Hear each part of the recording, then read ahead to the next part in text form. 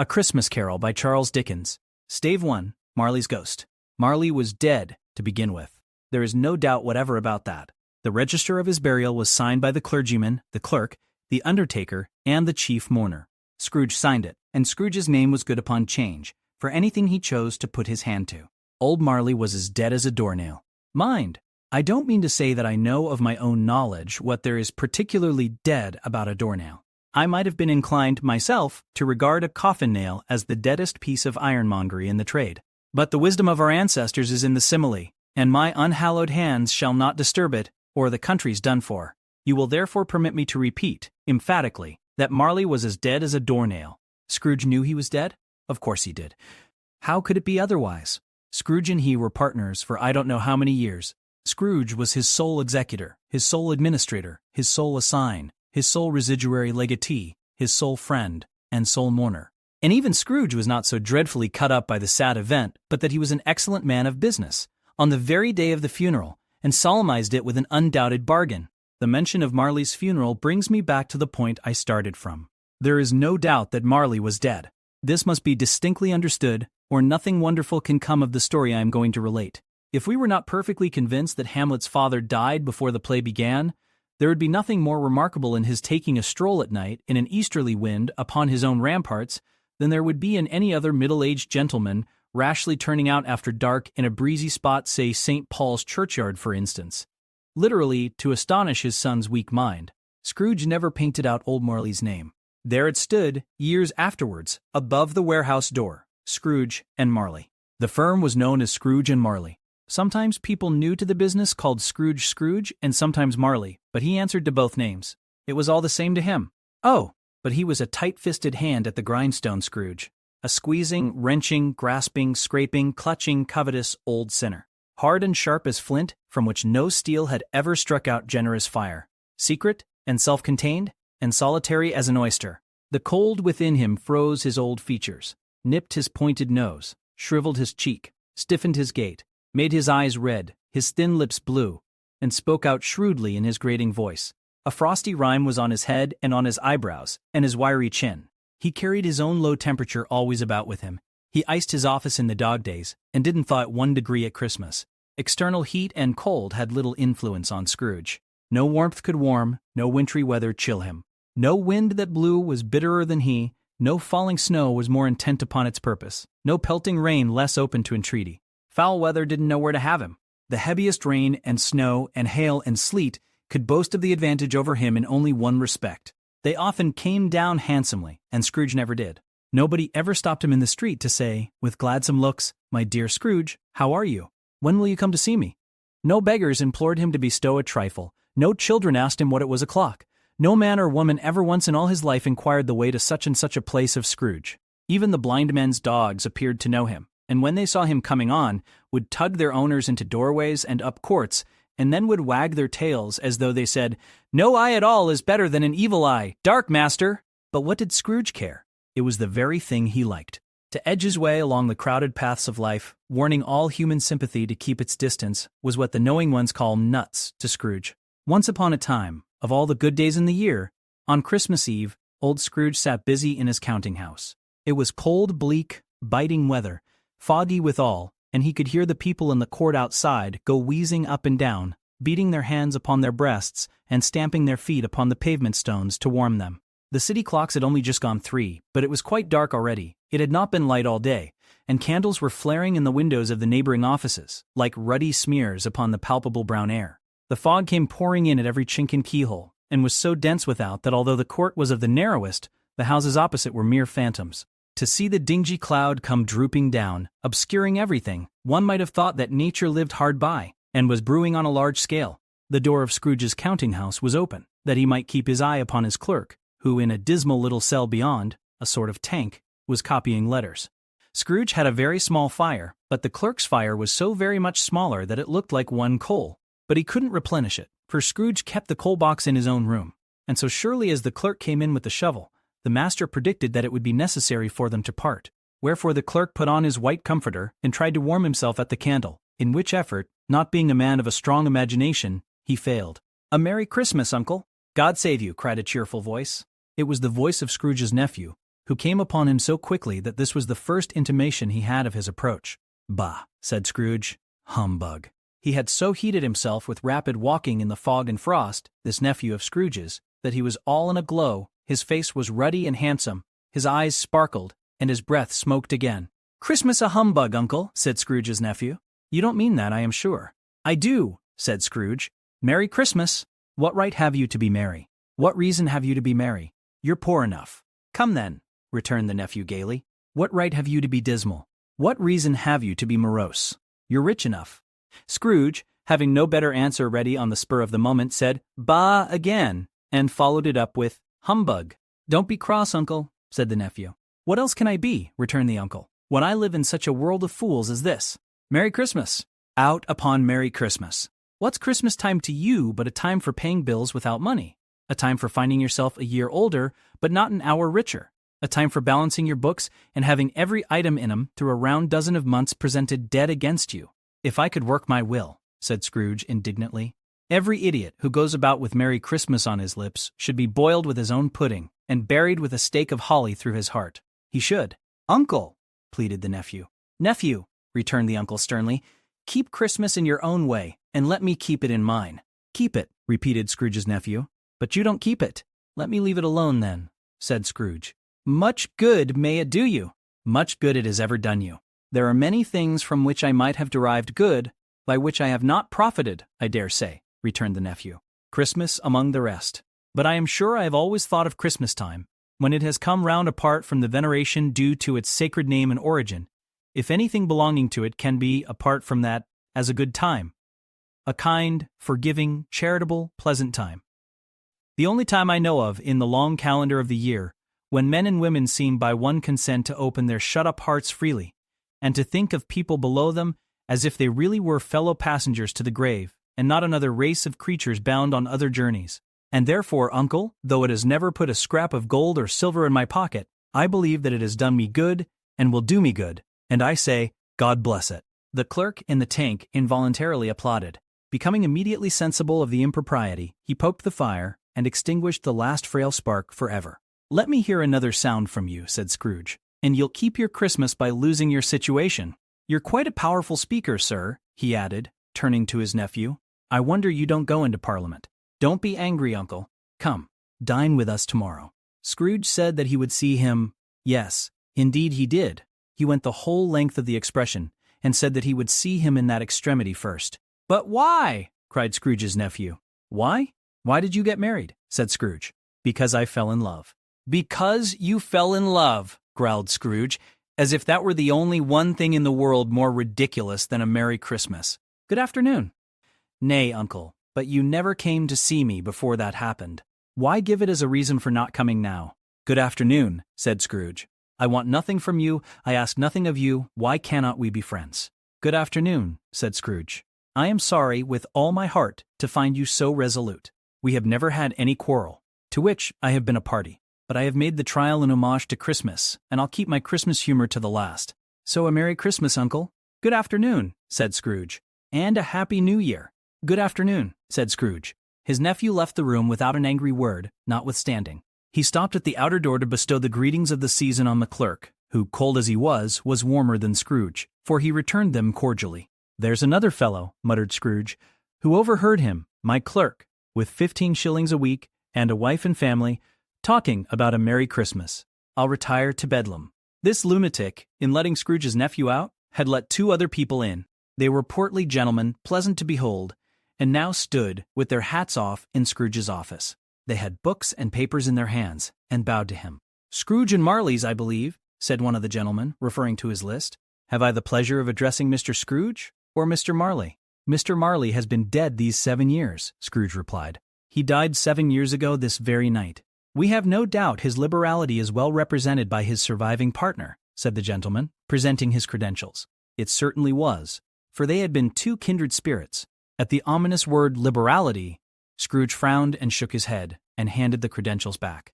"At this festive season of the year, Mr. Scrooge," said the gentleman, taking up a pen, "it is more than usually desirable that we should make some slight provision for the poor and destitute, who suffer greatly at the present time. Many thousands are in want of common necessaries. Hundreds of thousands are in want of common comforts, sir." Are there no prisons? Asked Scrooge. Plenty of prisons, said the gentleman, laying down the pen again. And the union workhouses? Demanded Scrooge. Are they still in operation? They are. Still, returned the gentleman. I wish I could say they were not. The treadmill and the poor law are in full vigor then? Said Scrooge. Both very busy, sir. Oh, I was afraid, from what you said at first, that something had occurred to stop them in their useful course, said Scrooge. I'm very glad to hear it. Under the impression that they scarcely furnish Christian cheer of mind or body to the multitude, returned the gentleman, a few of us are endeavoring to raise a fund to buy the poor some meat and drink and means of warmth. We choose this time because it is a time of all others when want is keenly felt and abundance rejoices. What shall I put you down for? Nothing, Scrooge replied. You wish to be anonymous? I wish to be left alone, said Scrooge. Since you ask me what I wish, gentlemen, that is my answer. I don't make merry myself at Christmas, and I can't afford to make idle people merry. I help to support the establishments I have mentioned. They cost enough, and those who are badly off must go there. Many can't go there, and many would rather die. If they would rather die, said Scrooge, they had better do it, and decrease the surplus population. Besides, excuse me, I don't know that. But you might know it, observed the gentleman. It's not my business, Scrooge returned. It's enough for a man to understand his own business and not to interfere with other people's. Mine occupies me constantly. Good afternoon, gentlemen.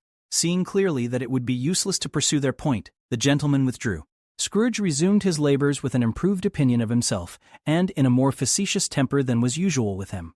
Meanwhile, the fog and darkness thickened so that people ran about with flaring links, proffering their services to go before horses and carriages and conduct them on their way. The ancient tower of a church, whose gruff old bell was always peeping slyly down at Scrooge out of a Gothic window in the wall, became invisible, and struck the hours and quarters in the clouds, with tremulous vibrations afterwards, as if its teeth were chattering in its frozen head up there. The cold became intense. In the main street, at the corner of the court, some laborers were repairing the gas pipes, and had lighted a great fire in a brazier, round which a party of ragged men and boys were gathered, warming their hands and winking their eyes before the blaze in rapture. The water plug being left in solitude, its overflowing sullenly congealed, and turned to misanthropic ice. The brightness of the shops where holly sprigs and berries crackled in the lamp heat of the windows made pale faces ruddy as they passed. Poulterers' and grocers' trades became a splendid joke, a glorious pageant, with which it was next to impossible to believe that such dull principles as bargain and sale had anything to do. The Lord Mayor, in the stronghold of the mighty mansion house, gave orders to his 50 cooks and butlers to keep Christmas as a Lord Mayor's household should, and even the little tailor, whom he had fined 5 shillings on the previous Monday for being drunk and bloodthirsty in the streets, stirred up tomorrow's pudding in his garret, while his lean wife and the baby sallied out to buy the beef. Foggier yet, and colder, piercing, searching, biting cold. If the good St. Dunstan had but nipped the evil spirit's nose with a touch of such weather as that, instead of using his familiar weapons, then indeed he would have roared to lusty purpose. The owner of one scant young nose, gnawed and mumbled by the hungry cold as bones are gnawed by dogs, stooped down at Scrooge's keyhole to regale him with a Christmas carol, but at the first sound of, "God bless you, merry gentlemen, may nothing you dismay," Scrooge seized the ruler with such energy of action that the singer fled in terror, leaving the keyhole to the fogged and even more congenial frost. At length the hour of shutting up the counting-house arrived. With an ill will, Scrooge dismounted from his stool and tacitly admitted the fact to the expectant clerk in the tank, who instantly snuffed his candle out and put on his hat. "You'll want all day tomorrow, I suppose?" said Scrooge. "If quite convenient, sir." "It's not convenient," said Scrooge, "and it's not fair. If I was to stop half a crown for it, you'd think yourself ill-used. I'll be bound?" The clerk smiled faintly. "And yet," said Scrooge, "you don't think me ill-used when I pay a day's wages for no work." The clerk observed that it was only once a year. "A poor excuse for picking a man's pocket every 25th of December," said Scrooge, buttoning his greatcoat to the chin. "But I suppose you must have the whole day. Be here all the earlier next morning." The clerk promised that he would, and Scrooge walked out with a growl. The office was closed in a twinkling, and the clerk, with the long ends of his white comforter dangling below his waist, for he boasted no greatcoat, went down a slide on Cornhill at the end of a lane of boys 20 times in honor of its being Christmas Eve, and then ran home to Camden Town as hard as he could pelt to play at blindman's buff. Scrooge took his melancholy dinner in his usual melancholy tavern, and having read all the newspapers and beguiled the rest of the evening with his banker's book, went home to bed. He lived in chambers which had once belonged to his deceased partner. They were a gloomy suite of rooms, in a lowering pile of building up a yard, where it had so little business to be that one could scarcely help fancying it must have run there when it was a young house, playing at hide-and-seek with other houses, and forgotten the way out again. It was old enough now, and dreary enough, for nobody lived in it but Scrooge, the other rooms being all let out as offices. The yard was so dark that even Scrooge, who knew its every stone, was fain to grope with his hands. The fog and frost so hung about the black old gateway of the house that it seemed as if the genius of the weather sat in mournful meditation on the threshold. Now, it is a fact that there was nothing at all particular about the knocker on the door, except that it was very large. It is also a fact that Scrooge had seen it, night and morning, during his whole residence in that place. Also that Scrooge had as little of what is called fancy about him as any man in the city of London, even including, which is a bold word, the corporation, aldermen, and livery. Let it also be borne in mind that Scrooge had not bestowed one thought on Marley since his last mention of his 7 years dead partner that afternoon. And then let any man explain to me, if he can, how it happened that Scrooge, having his key in the lock of the door, saw in the knocker, without its undergoing any intermediate process of change, not a knocker, but Marley's face. Marley's face. It was not an impenetrable shadow as the other objects in the yard were, but had a dismal light about it, like a bad lobster in a dark cellar. It was not angry or ferocious, but looked at Scrooge as Marley used to look, with ghostly spectacles turned up on its ghostly forehead. The hair was curiously stirred, as if by breath or hot air, and though the eyes were wide open, they were perfectly motionless. That, and its livid color, made it horrible, but its horror seemed to be in spite of the face and beyond its control, rather than a part of its own expression. As Scrooge looked fixedly at this phenomenon, it was a knocker again. To say that he was not startled or that his blood was not conscious of a terrible sensation to which it had been a stranger from infancy would be untrue. But he put his hand upon the key he had relinquished, turned it sturdily, walked in, and lighted his candle. He did pause, with a moment's irresolution, before he shut the door, and he did look cautiously behind it first, as if he half expected to be terrified with the sight of Marley's pigtail sticking out into the hall. But there was nothing on the back of the door, except the screws and nuts that held the knocker on, so he said, "Pooh, pooh," and closed it with a bang. The sound resounded through the house like thunder. Every room above, and every cask in the wine merchant's cellars below, appeared to have a separate peal of echoes of its own. Scrooge was not a man to be frightened by echoes. He fastened the door, and walked across the hall, and up the stairs, slowly too, trimming his candle as he went. You may talk vaguely about driving a coach and six up a good old flight of stairs or through a bad young Act of Parliament, but I mean to say you might have got a hearse up that staircase and taken it broadwise, with the splinter bar towards the wall and the door towards the balustrades, and done it easy. There was plenty of width for that, and room to spare, which is perhaps the reason why Scrooge thought he saw a locomotive hearse going on before him in the gloom. Half a dozen gas lamps out of the street wouldn't have lighted the entry too well, so you may suppose that it was pretty dark with Scrooge's dip. Up Scrooge went, not caring a button for that. Darkness is cheap, and Scrooge liked it. But before he shut his heavy door, he walked through his rooms to see that all was right. He had just enough recollection of the face to desire to do that. Sitting room, bedroom, lumber room. All as they should be. Nobody under the table, nobody under the sofa, a small fire in the grate, spoon and basin ready, and the little saucepan of gruel, Scrooge had a cold in his head, upon the hob. Nobody under the bed, nobody in the closet, nobody in his dressing gown, which was hanging up in a suspicious attitude against the wall. Lumber room as usual. Old fire guard, old shoes, 2 fish baskets, washing stand on 3 legs, and a poker. Quite satisfied, he closed his door and locked himself in. Double locked himself in, which was not his custom. Thus secured against surprise, he took off his cravat, put on his dressing gown and slippers and his nightcap, and sat down before the fire to take his gruel. It was a very low fire indeed, nothing on such a bitter night. He was obliged to sit close to it and brood over it before he could extract the least sensation of warmth from such a handful of fuel. The fireplace was an old one, built by some Dutch merchant long ago, and paved all round with quaint Dutch tiles designed to illustrate the scriptures. There were Cains and Abels, Pharaoh's daughters, queens of Sheba, angelic messengers descending through the air on clouds like feather beds, Abrahams, Belshazzars, apostles putting off to sea in butterboats, hundreds of figures to attract his thoughts. And yet that face of Marley, 7 years dead, came like the ancient prophet's rod and swallowed up the whole. If each smooth tile had been a blank at first, with power to shape some picture on its surface from the disjointed fragments of his thoughts, there would have been a copy of old Marley's head on every one. "Humbug," said Scrooge, and walked across the room. After several turns, he sat down again. As he threw his head back in the chair, his glance happened to rest upon a bell, a disused bell that hung in the room and communicated for some purpose now forgotten with a chamber in the highest story of the building. It was with great astonishment and with a strange, inexplicable dread that as he looked, he saw this bell begin to swing. It swung so softly in the outset that it scarcely made a sound, but soon it rang out loudly, and so did every bell in the house.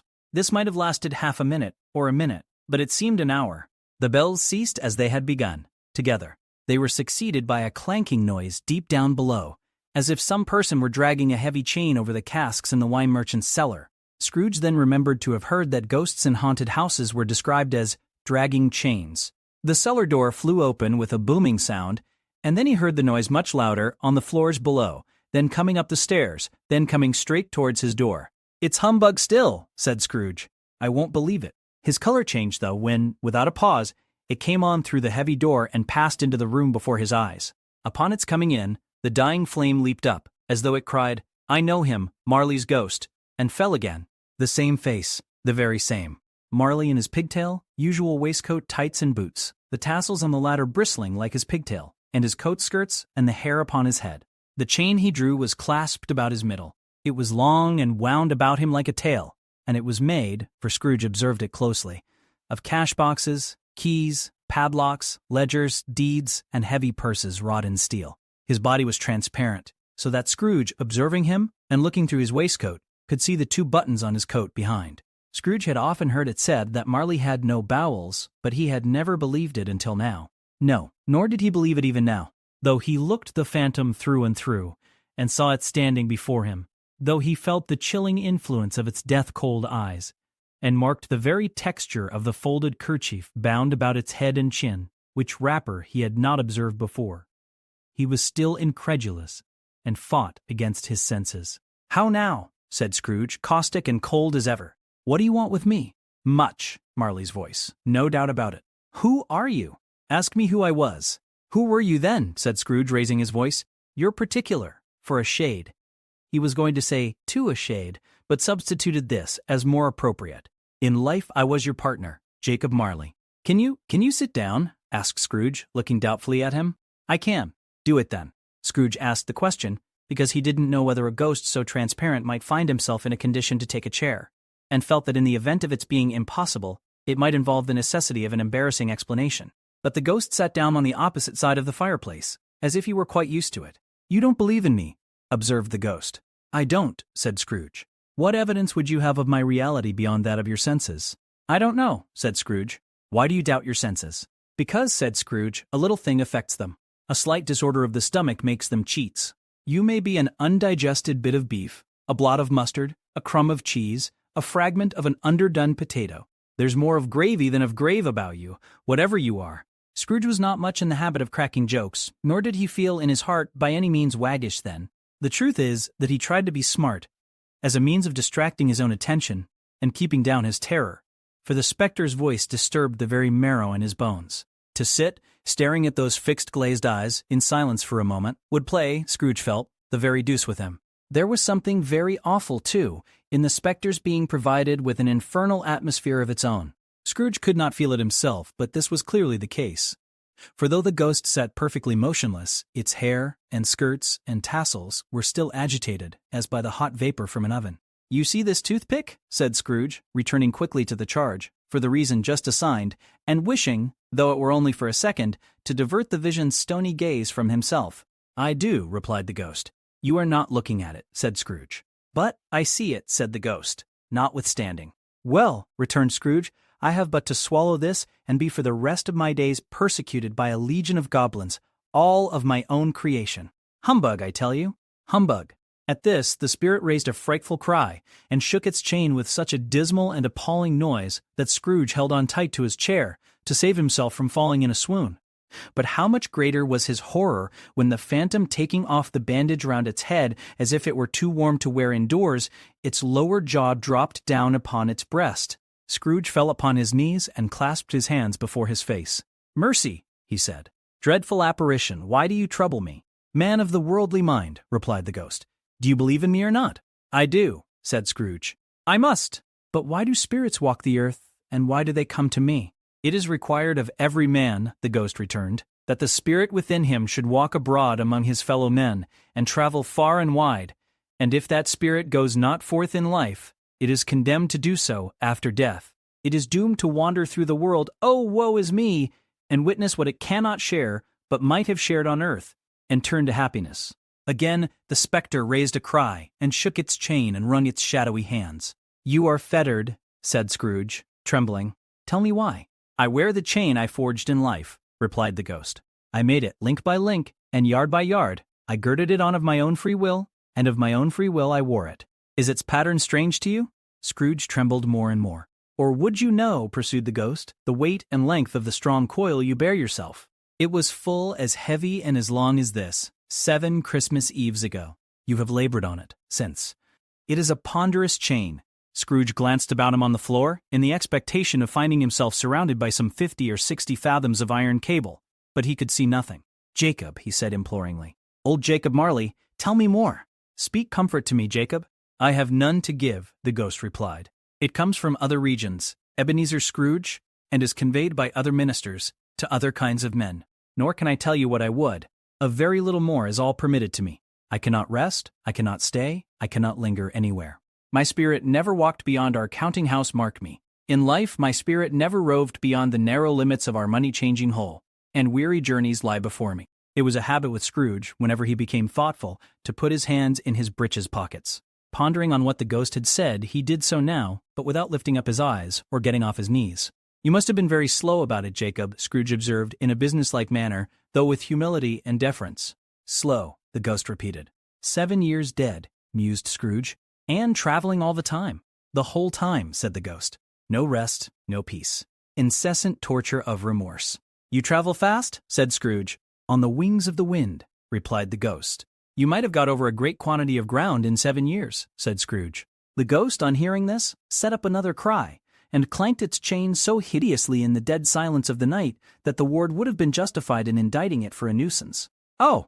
Captive, bound, and double-ironed, cried the phantom, not to know that ages of incessant labor by immortal creatures, for this earth must pass into eternity, before the good of which it is susceptible is all developed, not to know that any Christian spirit working kindly in its little sphere, whatever it may be, will find its mortal life too short for its vast means of usefulness, not to know that no space of regret can make amends for one life's opportunity misused. Yet such was I. Oh, such was I. But you were always a good man of business, Jacob, faltered Scrooge, who now began to apply this to himself. Business! Cried the ghost, wringing its hands again.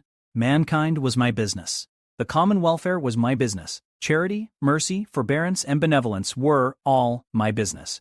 The dealings of my trade were but a drop of water in the comprehensive ocean of my business. It held up its chain at arm's length, as if that were the cause of all its unavailing grief, and flung it heavily upon the ground again. At this time of the rolling year, the spectre said, I suffer most. Why did I walk through crowds of fellow beings with my eyes turned down, and never raise them to that blessed star which led the wise men to a poor abode? Were there no poor homes to which its light would have conducted me? Scrooge was very much dismayed to hear the spectre going on at this rate, and began to quake exceedingly. Hear me, cried the ghost. My time is nearly gone. I will, said Scrooge. But don't be hard upon me. Don't be flowery, Jacob. Pray, how it is that I appear before you in a shape that you can see, I may not tell. I have sat invisible beside you many and many a day. It was not an agreeable idea. Scrooge shivered and wiped the perspiration from his brow. That is no light part of my penance, pursued the ghost. I am here tonight to warn you that you have yet a chance and hope of escaping my fate, a chance and hope of my procuring Ebenezer. You were always a good friend to me, said Scrooge. Thank ye. You will be haunted, resumed the ghost, by 3 spirits. Scrooge's countenance fell almost as low as the ghost's had done. Is that the chance and hope you mentioned, Jacob? He demanded in a faltering voice. It is. I think I'd rather not, said Scrooge. Without their visits, said the ghost, you cannot hope to shun the path I tread. Expect the first tomorrow, when the bell tolls 1. Couldn't I take 'em all at once and have it over, Jacob? Hinted Scrooge. Expect the second on the next night at the same hour. The third upon the next night, when the last stroke of 12 has ceased to vibrate. Look to see me no more. And look that, for your own sake, you remember what has passed between us. When it had said these words, the spectre took its wrapper from the table and bound it round its head, as before. Scrooge knew this by the smart sound its teeth made when the jaws were brought together by the bandage. He ventured to raise his eyes again and found his supernatural visitor confronting him in an erect attitude, with its chain wound over and about its arm. The apparition walked backward from him, and at every step it took, the window raised itself a little, so that when the spectre reached it, it was wide open. It beckoned Scrooge to approach, which he did. When they were within 2 paces of each other, Marley's ghost held up its hand, warning him to come no nearer. Scrooge stopped, not so much in obedience as in surprise and fear, for on the raising of the hand he became sensible of confused noises in the air, incoherent sounds of lamentation and regret, wailings inexpressibly sorrowful and self-accusatory. The spectre, after listening for a moment, joined in the mournful dirge, and floated out upon the bleak dark night. Scrooge followed to the window. Desperate in his curiosity, he looked out. The air was filled with phantoms, wandering hither and thither in restless haste, and moaning as they went. Every one of them wore chains like Marley's ghost. Some few, they might be guilty governments, were linked together. None were free. Many had been personally known to Scrooge in their lives. He had been quite familiar with one old ghost, in a white waistcoat, with a monstrous iron safe attached to its ankle, who cried piteously at being unable to assist a wretched woman with an infant, whom it saw below upon a doorstep. The misery with them all was, clearly, that they sought to interfere, for good, in human matters, and had lost the power forever. Whether these creatures faded into mist, or mist enshrouded them, he could not tell. But they and their spirit voices faded together, and the night became as it had been when he walked home. Scrooge closed the window, and examined the door by which the ghost had entered. It was double-locked, as he had locked it with his own hands, and the bolts were undisturbed. He tried to say, "humbug," but stopped at the first syllable, and being, from the emotion he had undergone, or the fatigues of the day, or his glimpse of the invisible world, or the dull conversation of the ghost, or the lateness of the hour, much in need of repose, went straight to bed, without undressing, and fell asleep upon the instant. Stave 2, the first of the 3 spirits. When Scrooge awoke, it was so dark that looking out of bed he could scarcely distinguish the transparent window from the opaque walls of his chamber. He was endeavoring to pierce the darkness with his ferret eyes, when the chimes of a neighboring church struck the 4 quarters. So he listened for the hour. To his great astonishment, the heavy bell went on from 6 to 7, and from 7 to 8, and regularly up to 12, then stopped. 12! It was past 2 when he went to bed. The clock was wrong. An icicle must have got into the works. 12. He touched the spring of his repeater to correct this most preposterous clock. Its rapid little pulse beat 12 and stopped. "Why, it isn't possible," said Scrooge, "that I can have slept through a whole day and far into another night. It isn't possible that anything has happened to the sun, and this is 12 at noon." The idea being an alarming one, he scrambled out of bed and groped his way to the window. He was obliged to rub the frost off with the sleeve of his dressing gown before he could see anything, and could see very little then. All he could make out was that it was still very foggy and extremely cold, and that there was no noise of people running to and fro and making a great stir, as there unquestionably would have been if night had beaten off bright day and taken possession of the world. This was a great relief, because 3 days after sight of this, first of exchange pay to Mr. Ebenezer Scrooge or his order, and so forth, would have become a mere United States security if there were no days to count by. Scrooge went to bed again, and thought and thought and thought it over and over and over, and could make nothing of it. The more he thought, the more perplexed he was, and the more he endeavored not to think, the more he thought. Marley's ghost bothered him exceedingly. Every time he resolved within himself, after mature inquiry, that it was all a dream, his mind flew back again, like a strong spring released, to its first position, and presented the same problem to be worked all through: was it a dream or not?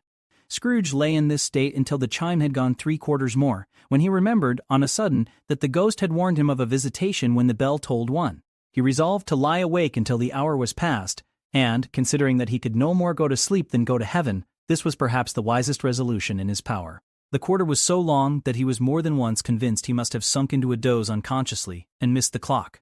At length it broke upon his listening ear. "Ding-dong!" "A quarter past," said Scrooge, counting. "Ding-dong!" "Half past," said Scrooge. "Ding-dong!" "A quarter to it," said Scrooge. "Ding-dong!" "The hour itself," said Scrooge triumphantly, "and nothing else." He spoke before the hour bell sounded, which it now did with a deep, dull, hollow, melancholy 1. Light flashed up in the room upon the instant, and the curtains of his bed were drawn. The curtains of his bed were drawn aside, I tell you, by a hand. Not the curtains at his feet, nor the curtains at his back, but those to which his face was addressed. The curtains of his bed were drawn aside, and Scrooge, starting up into a half-recumbent attitude, found himself face to face with the unearthly visitor who drew them. As close to it as I am now to you, and I am standing in the spirit at your elbow. It was a strange figure like a child, yet not so like a child as like an old man, viewed through some supernatural medium, which gave him the appearance of having receded from the view and being diminished to a child's proportions. Its hair, which hung about its neck and down its back, was white as if with age, and yet the face had not a wrinkle in it, and the tenderest bloom was on the skin. The arms were very long and muscular, the hands the same, as if its hold were of uncommon strength.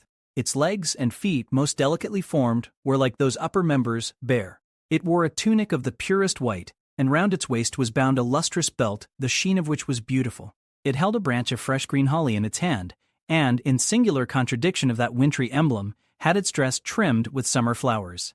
But the strangest thing about it was, that from the crown of its head there sprung a bright, clear jet of light, by which all this was visible, and which was doubtless the occasion of its using, in its duller moments, a great extinguisher for a cap, which it now held under its arm. Even this, though, when Scrooge looked at it with increasing steadiness, was not its strangest quality, for as its belt sparkled and glittered now in one part and now in another, and what was light one instant at another time was dark, so the figure itself fluctuated in its distinctness, being now a thing with one arm, now with one leg, now with 20 legs, now a pair of legs without a head, now a head without a body, of which dissolving parts no outline would be visible in the dense gloom wherein they melted away. And in the very wonder of this, it would be itself again, distinct and clear as ever. "Are you the spirit, sir, whose coming was foretold to me?" asked Scrooge. "I am." The voice was soft and gentle, singularly low, as if instead of being so close beside him, it were at a distance. "Who and what are you?" Scrooge demanded.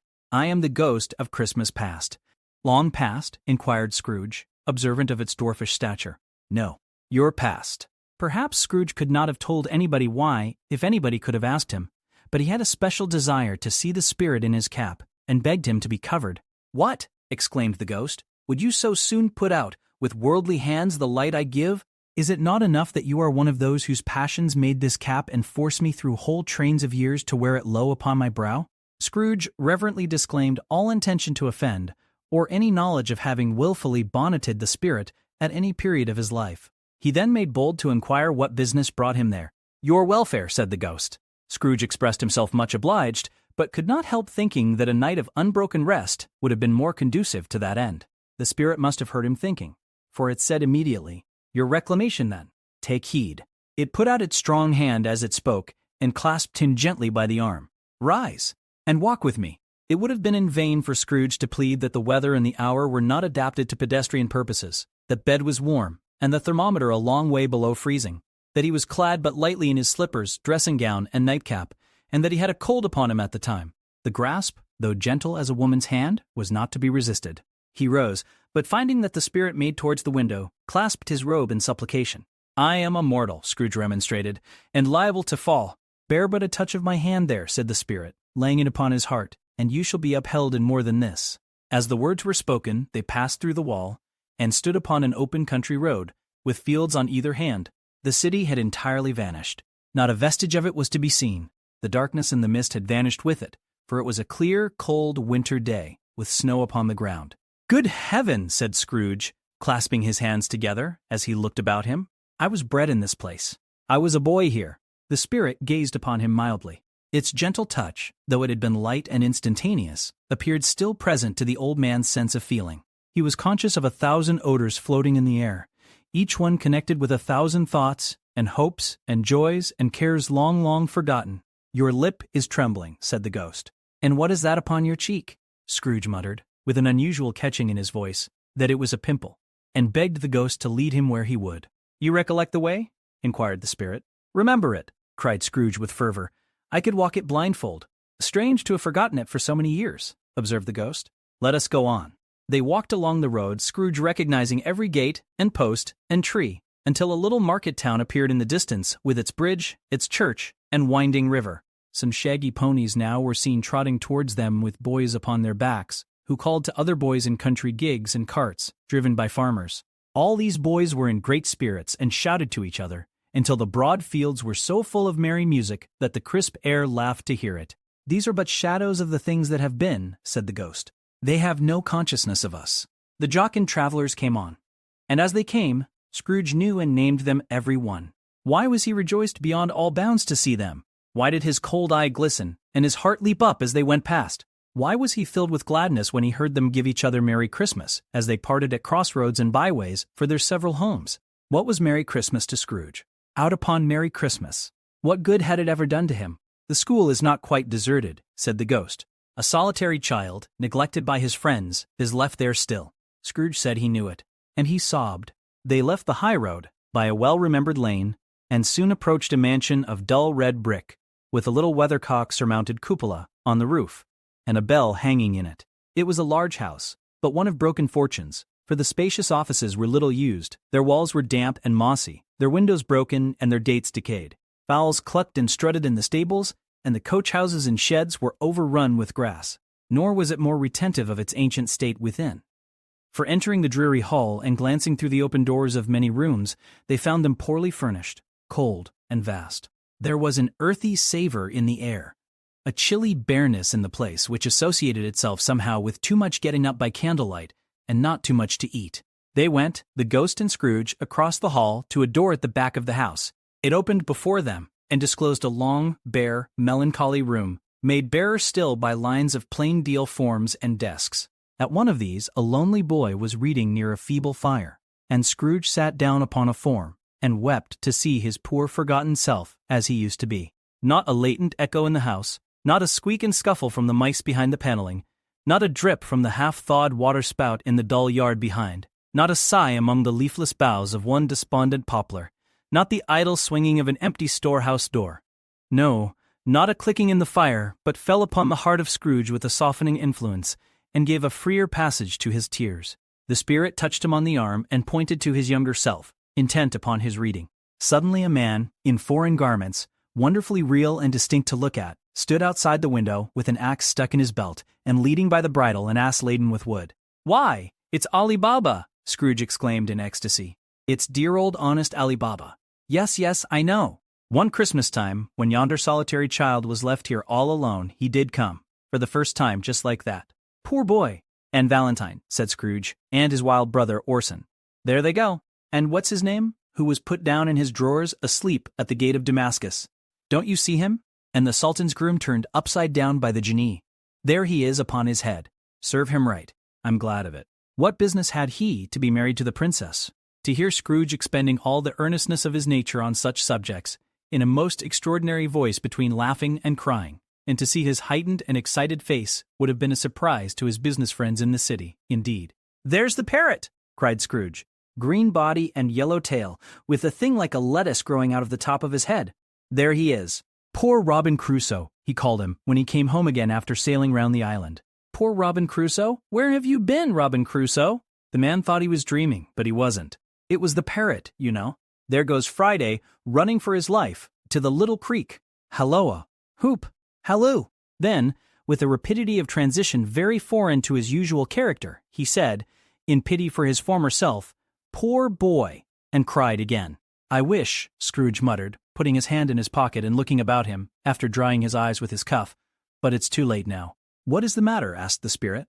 "Nothing," said Scrooge. "Nothing. There was a boy singing a Christmas carol at my door last night. I should like to have given him something, that's all." The ghost smiled thoughtfully and waved its hand, saying as it did so, "Let us see another Christmas." Scrooge's former self grew larger at the words, and the room became a little darker and more dirty. The panels shrunk, the windows cracked, fragments of plaster fell out of the ceiling, and the naked laths were shown instead. But how all this was brought about, Scrooge knew no more than you do. He only knew that it was quite correct, that everything had happened so, that there he was, alone again, when all the other boys had gone home for the jolly holidays. He was not reading now, but walking up and down despairingly. Scrooge looked at the ghost, and with a mournful shaking of his head, glanced anxiously towards the door. It opened, and a little girl, much younger than the boy, came darting in and putting her arms about his neck, and often kissing him, addressed him as her dear, dear brother. "I have come to bring you home, dear brother," said the child, clapping her tiny hands and bending down to laugh. "To bring you home, home, home." "Home, little fan?" returned the boy. "Yes," said the child, brimful of glee. "Home for good and all. Home for ever and ever. Father is so much kinder than he used to be, that home's like heaven. He spoke so gently to me one dear night when I was going to bed that I was not afraid to ask him once more if you might come home. And he said yes you should, and sent me in a coach to bring you. And you're to be a man," said the child, opening her eyes, "and are never to come back here. But first, we're to be together all the Christmas long, and have the merriest time in all the world." "You are quite a woman, little Fan," exclaimed the boy. She clapped her hands and laughed, and tried to touch his head, but being too little laughed again, and stood on tiptoe to embrace him. Then she began to drag him in her childish eagerness towards the door, and he, nothing loath to go, accompanied her. A terrible voice in the hall cried, "Bring down Master Scrooge's box there!" And in the hall appeared the schoolmaster himself, who glared on Master Scrooge with a ferocious condescension, and threw him into a dreadful state of mind by shaking hands with him. He then conveyed him and his sister into the veriest old well of a shivering best parlor that ever was seen, where the maps upon the wall and the celestial and terrestrial globes in the windows were waxy with cold. Here he produced a decanter of curiously light wine and a block of curiously heavy cake, and administered installments of those dainties to the young people, at the same time sending out a meager servant to offer a glass of something to the postboy, who answered that he thanked the gentleman, but if it was the same tap as he had tasted before, he had rather not. Master Scrooge's trunk being by this time tied on to the top of the chaise, the children bade the schoolmaster good-bye right willingly, and getting into it drove gaily down the garden sweep, the quick wheels dashing the hoar-frost and snow from off the dark leaves of the evergreens like spray. "Always a delicate creature whom a breath might have withered," said the ghost. "But she had a large heart." "So she had," cried Scrooge. "You're right. I will not gainsay it, Spirit. God forbid." "She died a woman," said the ghost, "and had, as I think, children." "One child," Scrooge returned. "True," said the ghost. "Your nephew?" Scrooge seemed uneasy in his mind, and answered briefly, "Yes." Although they had but that moment left the school behind them, they were now in the busy thoroughfares of a city, where shadowy passengers passed and repassed, where shadowy carts and coaches battled for the way, and all the strife and tumult of a real city were. It was made plain enough, by the dressing of the shops, that here too it was Christmas time again. But it was evening, and the streets were lighted up. The ghost stopped at a certain warehouse door and asked Scrooge if he knew it. "Know it," said Scrooge. "Was I apprenticed here?" They went in. At sight of an old gentleman in a Welsh wig, sitting behind such a high desk that if he had been 2 inches taller he must have knocked his head against the ceiling, Scrooge cried in great excitement, "Why, it's old Fezziwig! Bless his heart, it's Fezziwig alive again!" Old Fezziwig laid down his pen and looked up at the clock, which pointed to the hour of 7. He rubbed his hands, adjusted his capacious waistcoat, laughed all over himself, from his shoes to his organ of benevolence, and called out in a comfortable, oily, rich, fat, jovial voice, "Yo-ho, there! Ebenezer! Dick!" Scrooge's former self, now grown a young man, came briskly in, accompanied by his fellow prentice. "Dick Wilkins, to be sure," said Scrooge to the ghost. "Bless me, yes. There he is. He was very much attached to me, was Dick. Poor Dick. Dear, dear." "Yo-ho, my boys," said Fezziwig. "No more work tonight. Christmas Eve, Dick. Christmas, Ebenezer. Let's have the shutters up," cried old Fezziwig, with a sharp clap of his hands, before a man can say Jack Robinson. You wouldn't believe how those two fellows went at it. They charged into the street with the shutters 1, 2, 3, had 'em up in their places, 4, 5, 6 barred 'em and pinned 'em, 7, 8, 9, and came back before you could have got to 12, panting like racehorses. "Hilly-ho!" cried old Fezziwig, skipping down from the high desk with wonderful agility. "Clear away, my lads, and let's have lots of room here. Hilly-ho, Dick. Cheer up, Ebenezer. Clear away." There was nothing they wouldn't have cleared away, or couldn't have cleared away, with old Fezziwig looking on. It was done in a minute. Every movable was packed off, as if it were dismissed from public life for evermore. The floor was swept and watered, the lamps were trimmed, fuel was heaped upon the fire, and the warehouse was as snug and warm and dry and bright a ballroom as you would desire to see upon a winter's night. In came a fiddler with a music book, and went up to the lofty desk and made an orchestra of it, and tuned like 50 stomach aches. In came Mrs. Fezziwig, one vast substantial smile. In came the 3 Miss Fezziwigs, beaming and lovable. In came the 6 young followers whose hearts they broke. In came all the young men and women employed in the business. In came the housemaid, with her cousin, the baker. In came the cook, with her brother's particular friend, the milkman. In came the boy from over the way, who was suspected of not having board enough from his master, trying to hide himself behind the girl from next door but one, who was proved to have had her ears pulled by her mistress. In they all came, one after another, some shyly, some boldly, some gracefully, some awkwardly, some pushing, some pulling. In they all came, anyhow and everyhow. Away they all went, 20 couple at once, hands half round and back again the other way, down the middle and up again, round and round in various stages of affectionate grouping. Old top couple always turning up in the wrong place, new top couple starting off again as soon as they got there. All top couples at last, and not a bottom one to help them. When this result was brought about, old Fezziwig, clapping his hands to stop the dance, cried out, "Well done!" And the fiddler plunged his hot face into a pot of porter especially provided for that purpose. But scorning rest, upon his reappearance, he instantly began again, though there were no dancers yet, as if the other fiddler had been carried home, exhausted, on a shutter, and he were a brand new man resolved to beat him out of sight, or perish. There were more dances, and there were forfeits, and more dances, and there was cake, and there was negus, and there was a great piece of cold roast, and there was a great piece of cold boiled, and there were mince pies and plenty of beer.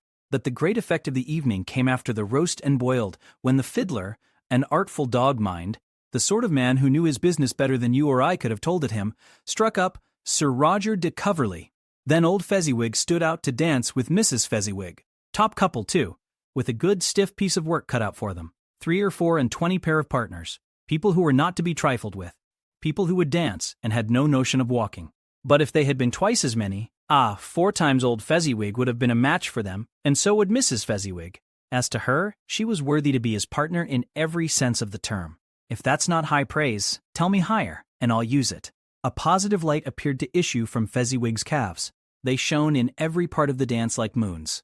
You couldn't have predicted, at any given time, what would have become of them next. And when old Fezziwig and Mrs. Fezziwig had gone all through the dance, advance and retire, both hands to your partner, bow and curtsy, corkscrew, thread the needle, and back again to your place, Fezziwig cut so deftly that he appeared to wink with his legs, and came upon his feet again without a stagger. When the clock struck 11, this domestic ball broke up.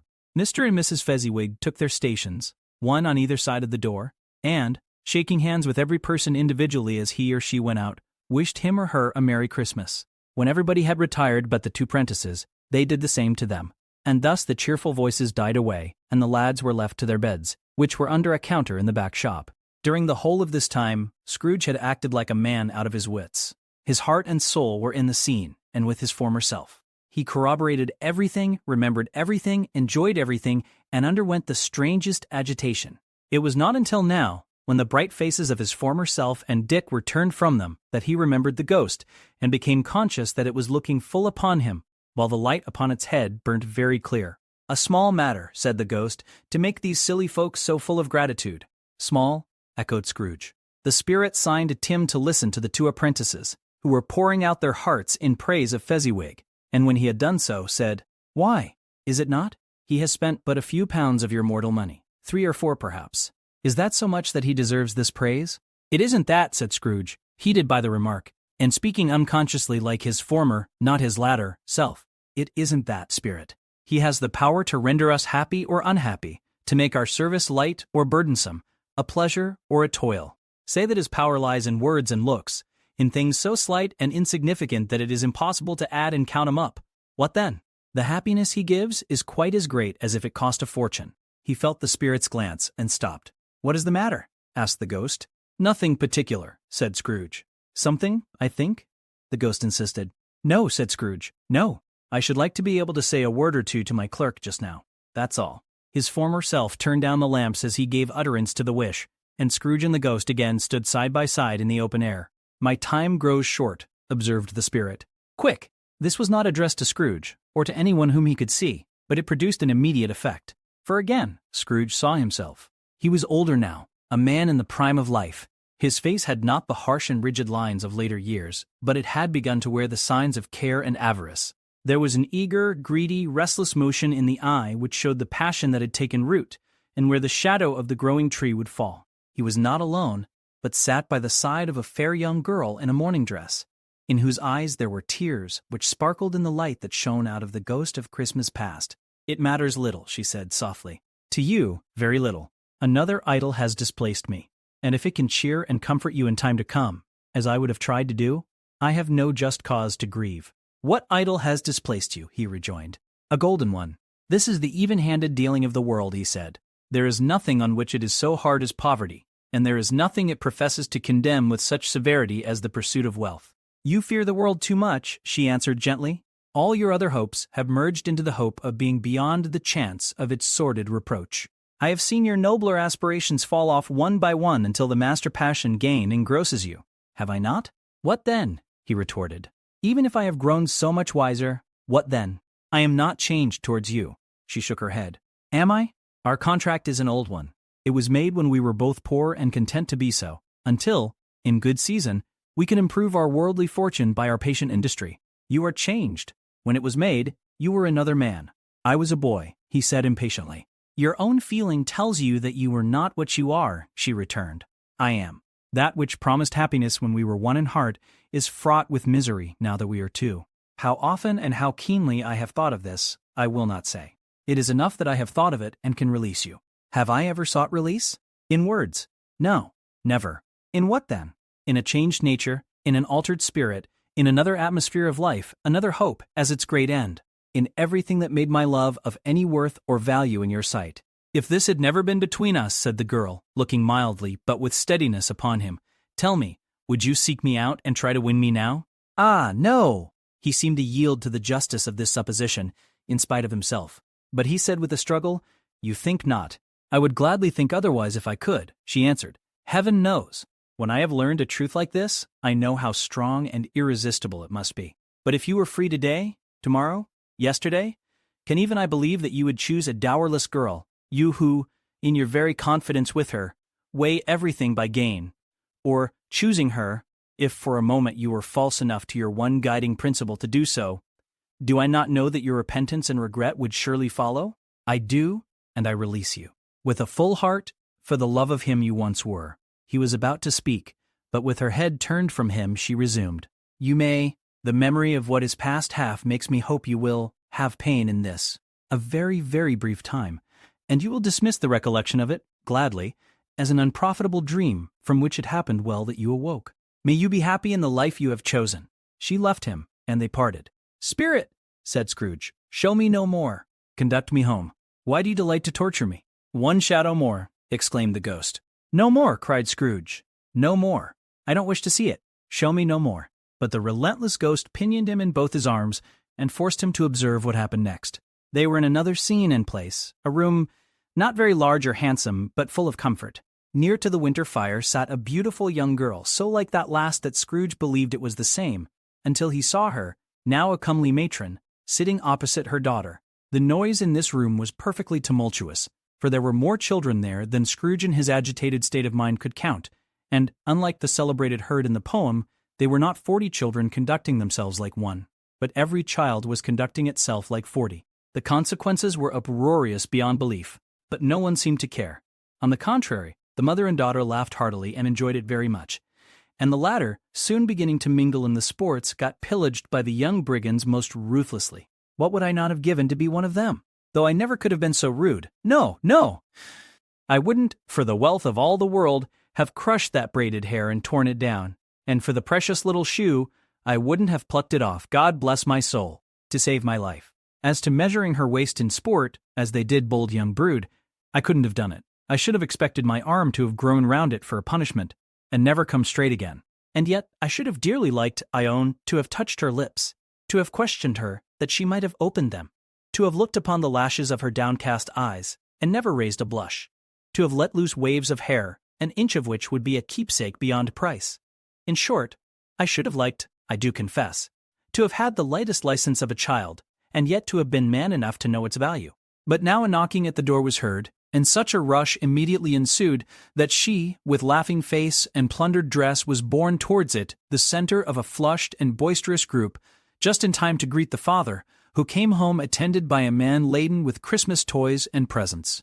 Then the shouting and the struggling and the onslaught that was made on the defenseless porter, the scaling him with chairs for ladders to dive into his pockets, despoil him of brown paper parcels, hold on tight by his cravat, hug him round his neck, pommel his back, and kick his legs in irrepressible affection.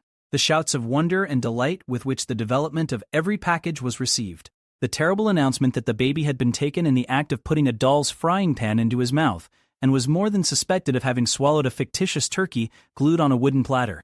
The immense relief of finding this a false alarm. The joy and gratitude and ecstasy. They are all indescribable alike. It is enough that by degrees, the children and their emotions got out of the parlor, and by one stair at a time, up to the top of the house, where they went to bed, and so subsided. And now Scrooge looked on more attentively than ever, when the master of the house, having his daughter leaning fondly on him, sat down with her and her mother at his own fireside.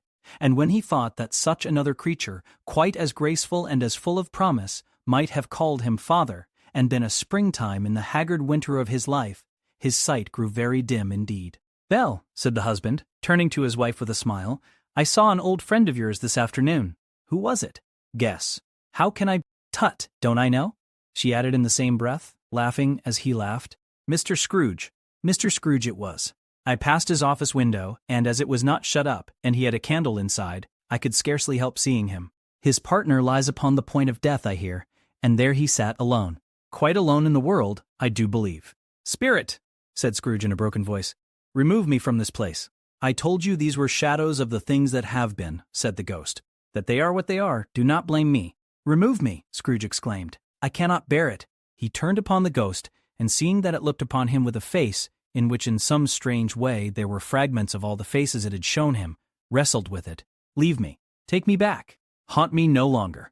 In the struggle, if that can be called a struggle in which the ghost, with no visible resistance on its own part, was undisturbed by any effort of its adversary, Scrooge observed that its light was burning high and bright, and dimly connecting that with its influence over him, he seized the extinguisher cap, and by a sudden action pressed it down upon its head.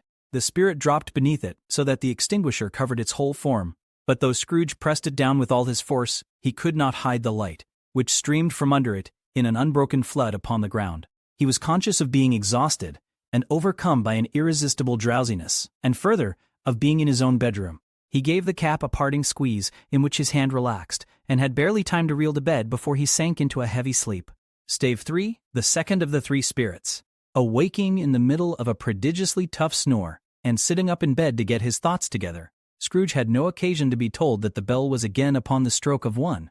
He felt that he was restored to consciousness in the right nick of time, for the especial purpose of holding a conference with the second messenger dispatched to him through Jacob Marley's intervention. But finding that he turned uncomfortably cold when he began to wonder which of his curtains this new spectre would draw back, he put them every one aside with his own hands, and lying down again, established a sharp lookout all round the bed, for he wished to challenge the spirit on the moment of its appearance, and did not wish to be taken by surprise and made nervous.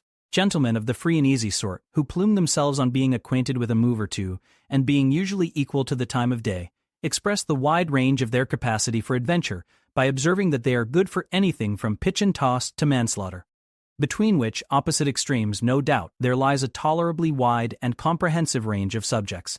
Without venturing for Scrooge quite as hardly as this, I don't mind calling on you to believe that he was ready for a good broad field of strange appearances, and that nothing between a baby and rhinoceros would have astonished him very much.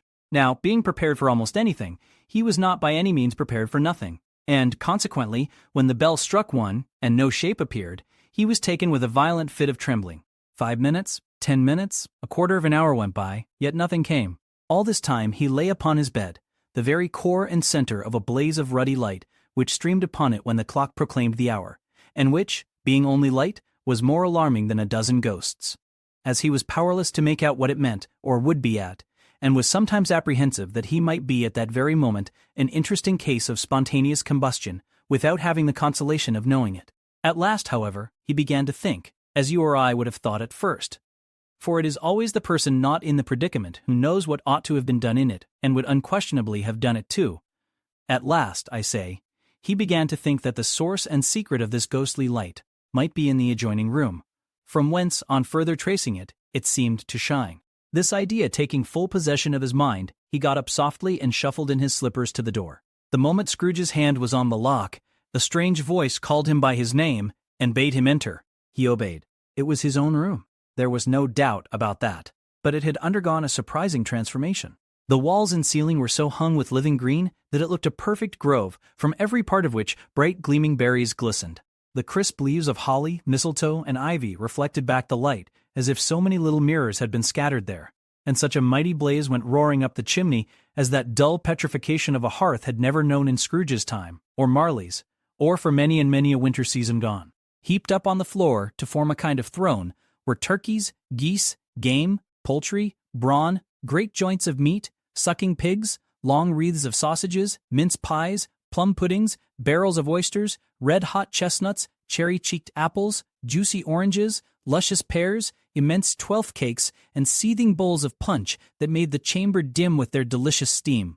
In easy state upon this couch there sat a jolly giant, glorious to see, who bore a glowing torch, in shape not unlike Plenty's horn, and held it up, high up, to shed its light on Scrooge as he came peeping round the door. "Come in," exclaimed the ghost. "Come in, and know me better, man." Scrooge entered timidly and hung his head before the spirit. He was not the dogged Scrooge he had been, and though the spirit's eyes were clear and kind, he did not like to meet them. "I am the ghost of Christmas present," said the spirit. "Look upon me." Scrooge reverently did so. It was clothed in one simple green robe or mantle bordered with white fur. This garment hung so loosely on the figure that its capacious breast was bare, as if disdaining to be warded or concealed by any artifice. Its feet, observable beneath the ample folds of the garment, were also bare, and on its head it wore no other covering than a holly wreath, set here and there with shining icicles. Its dark brown curls were long and free as its genial face, its sparkling eye, its open hand, its cheery voice, its unconstrained demeanor, and its joyful air. Girded round its middle was an antique scabbard, but no sword was in it, and the ancient sheath was eaten up with rust. "You have never seen the like of me before," exclaimed the spirit. "Never," Scrooge made answer to it. "Have never walked forth with the younger members of my family, meaning, for I am very young, my elder brothers, born in these later years," pursued the phantom. "I don't think I have," said Scrooge. "I am afraid I have not. Have you had many brothers, spirit?" "More than 1,800, said the ghost. "A tremendous family to provide for," muttered Scrooge. The ghost of Christmas present rose. "Spirit," said Scrooge submissively, "conduct me where you will. I went forth last night on compulsion, and I learnt a lesson which is working now. Tonight, if you have aught to teach me, let me profit by it. Touch my robe." Scrooge did as he was told, and held it fast.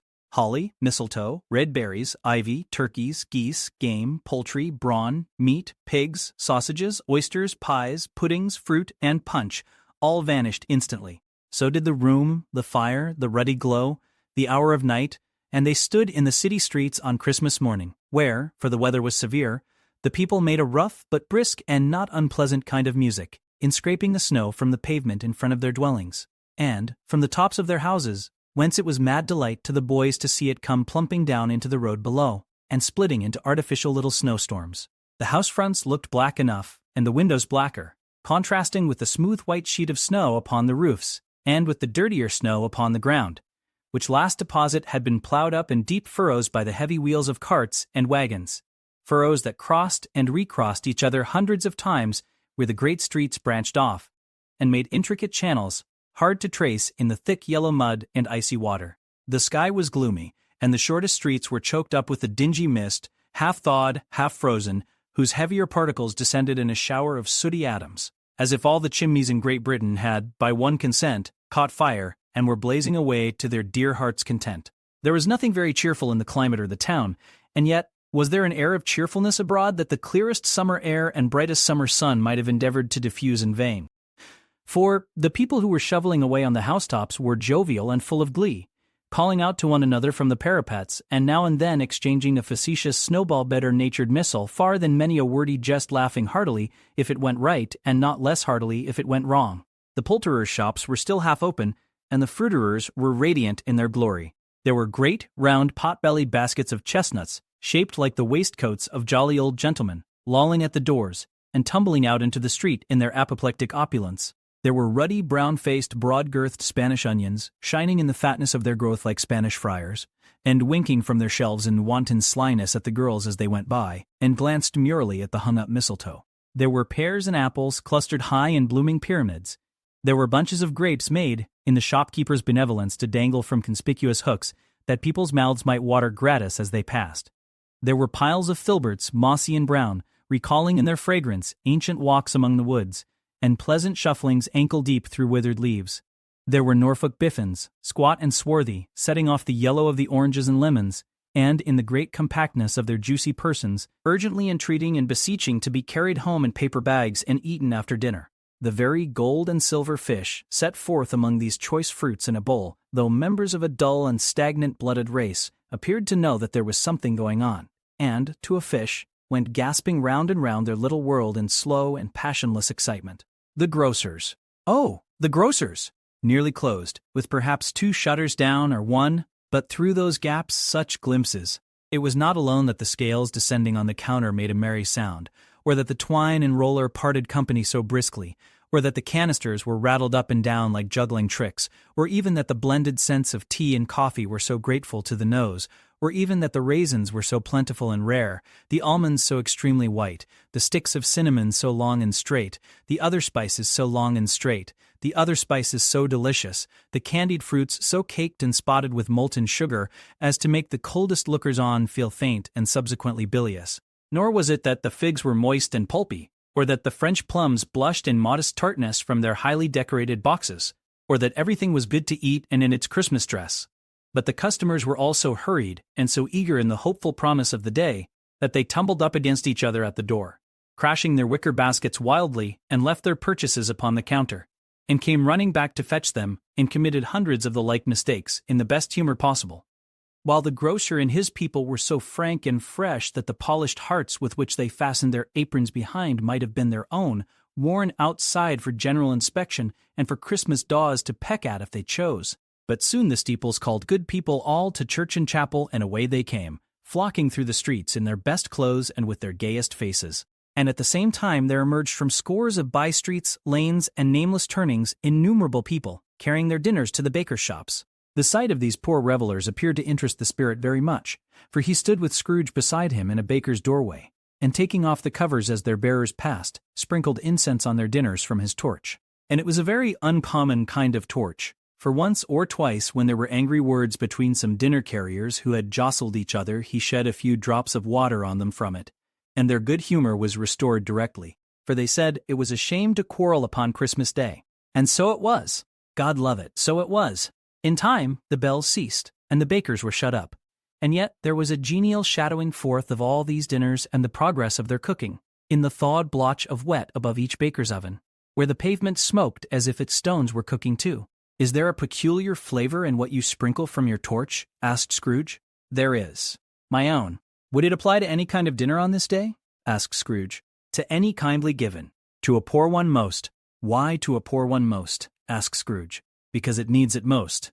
"Spirit," said Scrooge after a moment's thought, "I wonder you, of all the beings in the many worlds about us, should desire to cramp these people's opportunities of innocent enjoyment."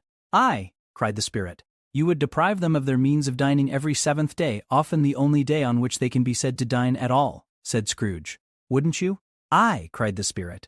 "You seek to close these places on the 7th day," said Scrooge, "and it comes to the same thing." "I seek!" exclaimed the spirit. "Forgive me if I am wrong. It has been done in your name, or at least in that of your family," said Scrooge. "There are some upon this earth of yours," returned the spirit, "who lay claim to know us, and who do their deeds of passion, pride, ill will, hatred, envy, bigotry, and selfishness in our name, who are as strange to us and all our kith and kin as if they had never lived. Remember that, and charge their doings on themselves, not us." Scrooge promised that he would, and they went on, invisible, as they had been before, into the suburbs of the town. It was a remarkable quality of the ghost, which Scrooge had observed at the baker's, that notwithstanding his gigantic size, he could accommodate himself to any place with ease, and that he stood beneath a low roof quite as gracefully and like a supernatural creature as it was possible he could have done in any lofty hall. And perhaps it was the pleasure the good spirit had in showing off this power of his, or else it was his own kind, generous, hearty nature, and his sympathy with all poor men, that led him straight to Scrooge's clerks. For there he went, and took Scrooge with him, holding to his robe, and on the threshold of the door the spirit smiled, and stopped to bless Bob Cratchit's dwelling with the sprinkling of his torch. Think of that! Bob had but 15 bob a week himself. He pocketed on Saturdays but 15 copies of his Christian name, and yet the ghost of Christmas present blessed his 4-roomed house. Then uprose Mrs. Cratchit, Cratchit's wife, dressed out but poorly in a twice-turned gown, but brave in ribbons, which are cheap and make a goodly show for 6pence. And she laid the cloth, assisted by Belinda Cratchit, second of her daughters, also brave in ribbons, while Master Peter Cratchit plunged a fork into the saucepan of potatoes, and getting the corners of his monstrous shirt-collar, Bob's private property, conferred upon his son and heir, in honor of the day, into his mouth, rejoiced to find himself so gallantly attired, and yearned to show his linen in the fashionable parks. And now 2 smaller Cratchits, boy and girl, came tearing in, screaming that outside the baker's they had smelt the goose and known it for their own, and basking in luxurious thoughts of sage and onion, these young Cratchits danced about the table, and exalted Master Peter Cratchit to the skies, while he, not proud, although his collars nearly choked him, blew the fire, until the slow potatoes bubbling up knocked loudly at the saucepan lid to be let out and peeled. "What has ever got your precious father, then?" said Mrs. Cratchit. "And your brother, Tiny Tim? And Martha worn as late last Christmas Day by half an hour?" "Here's Martha, mother," said a girl, appearing as she spoke. "Here's Martha, mother," cried the 2 young Cratchits. "Hurrah! There's such a goose, Martha."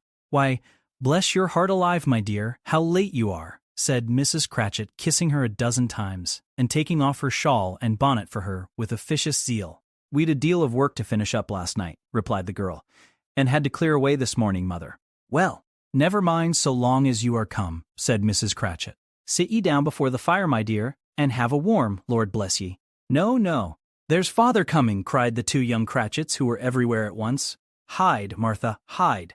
So Martha hid herself, and in came little Bob, the father, with at least 3 feet of comforter, exclusive of the fringe, hanging down before him, and his threadbare clothes darned up and brushed to look seasonable, and Tiny Tim upon his shoulder. Alas for Tiny Tim, he bore a little crutch, and had his limbs supported by an iron frame. "Why, where's our Martha?" cried Bob Cratchit, looking round. "Not coming," said Mrs. Cratchit. "Not coming," said Bob, with a sudden declension in his high spirits, for he had been Tim's blood horse all the way from church, and had come home rampant. "Not coming upon Christmas Day." Martha didn't like to see him disappointed, if it were only in joke, so she came out prematurely from behind the closet door, and ran into his arms, while the 2 young Cratchits hustled Tiny Tim and bore him off into the wash-house, that he might hear the pudding singing in the copper. "And how did little Tim behave?" asked Mrs. Cratchit, when she had rallied Bob on his credulity, and Bob had hugged his daughter to his heart's content. "As good as gold," said Bob, "and better. Somehow he gets thoughtful, sitting by himself so much, and thinks the strangest things you ever heard. He told me, coming home, that he hoped the people saw him in the church because he was a cripple, and it might be pleasant to them to remember upon Christmas Day who made lame beggars walk and blind men see." Bob's voice was tremulous when he told them this, and trembled more when he said that Tiny Tim was growing strong and hearty. His active little crutch was heard upon the floor, and back came Tiny Tim before another word was spoken, escorted by his brother and sister to his stool before the fire. And while Bob, turning up his cuffs as if, poor fellow, they were capable of being made more shabby, compounded some hot mixture in a jug with gin and lemons, and stirred it round and put it on the hob to simmer, Master Peter and the 2 ubiquitous young Cratchits went to fetch the goose, with which they soon returned in high procession. Such a bustle ensued that you might have thought a goose the rarest of all birds, a feathered phenomenon, to which a black swan was a matter of course, and in truth it was something very like it in that house. Mrs. Cratchit made the gravy, ready beforehand in a little saucepan, hissing hot. Master Peter mashed the potatoes with incredible vigor. Miss Belinda sweetened up the applesauce. Martha dusted the hot plates. Bob took Tiny Tim beside him in a tiny corner at the table. The 2 young Cratchits set chairs for everybody, not forgetting themselves, and mounting guard upon their posts, crammed spoons into their mouths, lest they should shriek for goose before their turn came to be helped. At last the dishes were set on, and grace was said. It was succeeded by a breathless pause as Mrs. Cratchit, looking slowly all along the carving knife, prepared to plunge it in the breast. But when she did, and when the long-expected gush of stuffing issued forth, one murmur of delight arose all round the board, and even Tiny Tim, excited by the 2 young Cratchits, beat on the table with the handle of his knife, and feebly cried, "Hurrah! There never was such a goose." Bob said he didn't believe there ever was such a goose cooked. Its tenderness and flavor, size and cheapness were the themes of universal admiration. Eked out by applesauce and mashed potatoes, it was a sufficient dinner for the whole family. Indeed, as Mrs. Cratchit said with great delight, surveying one small atom of a bone upon the dish, they hadn't ate it all at last. Yet every one had had enough, and the youngest Cratchits in particular were steeped in sage and onion to the eyebrows. But now, the plates being changed by Miss Belinda, Mrs. Cratchit left the room alone, too nervous to bear witnesses, to take the pudding up and bring it in. Suppose it should not be done enough. Suppose it should break in turning out. Suppose somebody should have got over the wall of the backyard and stolen it, while they were merry with the goose, a supposition at which the 2 young Cratchits became livid. All sorts of horrors were supposed. Hello! A great deal of steam. The pudding was out of the copper. A smell like a washing day. That was the cloth. A smell like an eating house and a pastry cook's next door to each other, with a laundress's next door to that. That was the pudding. In half a minute Mrs. Cratchit entered flushed, but smiling proudly, with the pudding, like a speckled cannonball, so hard and firm, blazing in half a quartern of ignited brandy, and bedight with Christmas holly stuck into the top.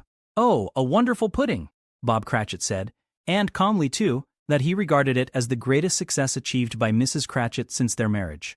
Mrs. Cratchit said that now the weight was off her mind. She would confess she had had her doubts about the quantity of flour. Everybody had something to say about it, but nobody said or thought it was at all a small pudding for a large family. It would have been flat heresy to do so. Any Cratchit would have blushed to hint at such a thing. At last the dinner was all done, the cloth was cleared, the hearth swept, and the fire made up. The compound in the jug being tasted and considered perfect, apples and oranges were put upon the table, and a shovelful of chestnuts on the fire. Then all the Cratchit family drew round the hearth, in what Bob Cratchit called a circle, meaning half a one, and at Bob Cratchit's elbow stood the family display of glass. 2 tumblers and a custard cup without a handle. These held the hot stuff from the jug, however, as well as golden goblets would have done, and Bob served it out with beaming looks, while the chestnuts on the fire sputtered and cracked noisily. Then Bob proposed, "A Merry Christmas to us all, my dears. God bless us," which all the family re-echoed. "God bless us every one," said Tiny Tim, the last of all. He sat very close to his father's side upon his little stool. Bob held his withered little hand in his, as if he loved the child, and wished to keep him by his side, and dreaded that he might be taken from him. "Spirit," said Scrooge, with an interest he had never felt before, "tell me if Tiny Tim will live." "I see a vacant seat," replied the ghost, "in the poor chimney corner, and a crutch without an owner, carefully preserved. If these shadows remain unaltered by the future, the child will die." "No, no," said Scrooge. "Oh no, kind spirit. Say he will be spared." "If these shadows remain unaltered by the future, none other of my race," returned the ghost, "will find him here. What then? If he be like to die, he had better do it, and decrease the surplus population." Scrooge hung his head to hear his own words quoted by the spirit, and was overcome with penitence and grief. "Man," said the ghost, "if man you be in heart, not adamant, forbear that wicked cant until you have discovered what the surplus is, and where it is. Will you decide what men shall live, what men shall die? It may be that in the sight of heaven you are more worthless and less fit to live than millions like this poor man's child. O God!" To hear the insect on the leaf pronouncing on the too much life among his hungry brothers in the dust. Scrooge bent before the ghost's rebuke, and trembling cast his eyes upon the ground. But he raised them speedily, on hearing his own name. "Mr. Scrooge," said Bob, "I'll give you Mr. Scrooge, the founder of the feast." "The founder of the feast, indeed," cried Mrs. Cratchit, reddening. "I wish I had him here. I'd give him a piece of my mind to feast upon, and I hope he'd have a good appetite for it." "My dear," said Bob, "the children. Christmas Day." "It should be Christmas Day, I'm sure," said she, "on which one drinks the health of such an odious, stingy, hard, unfeeling man as Mr. Scrooge. You know he is, Robert. Nobody knows it better than you do, poor fellow." "My dear," was Bob's mild answer, "Christmas Day."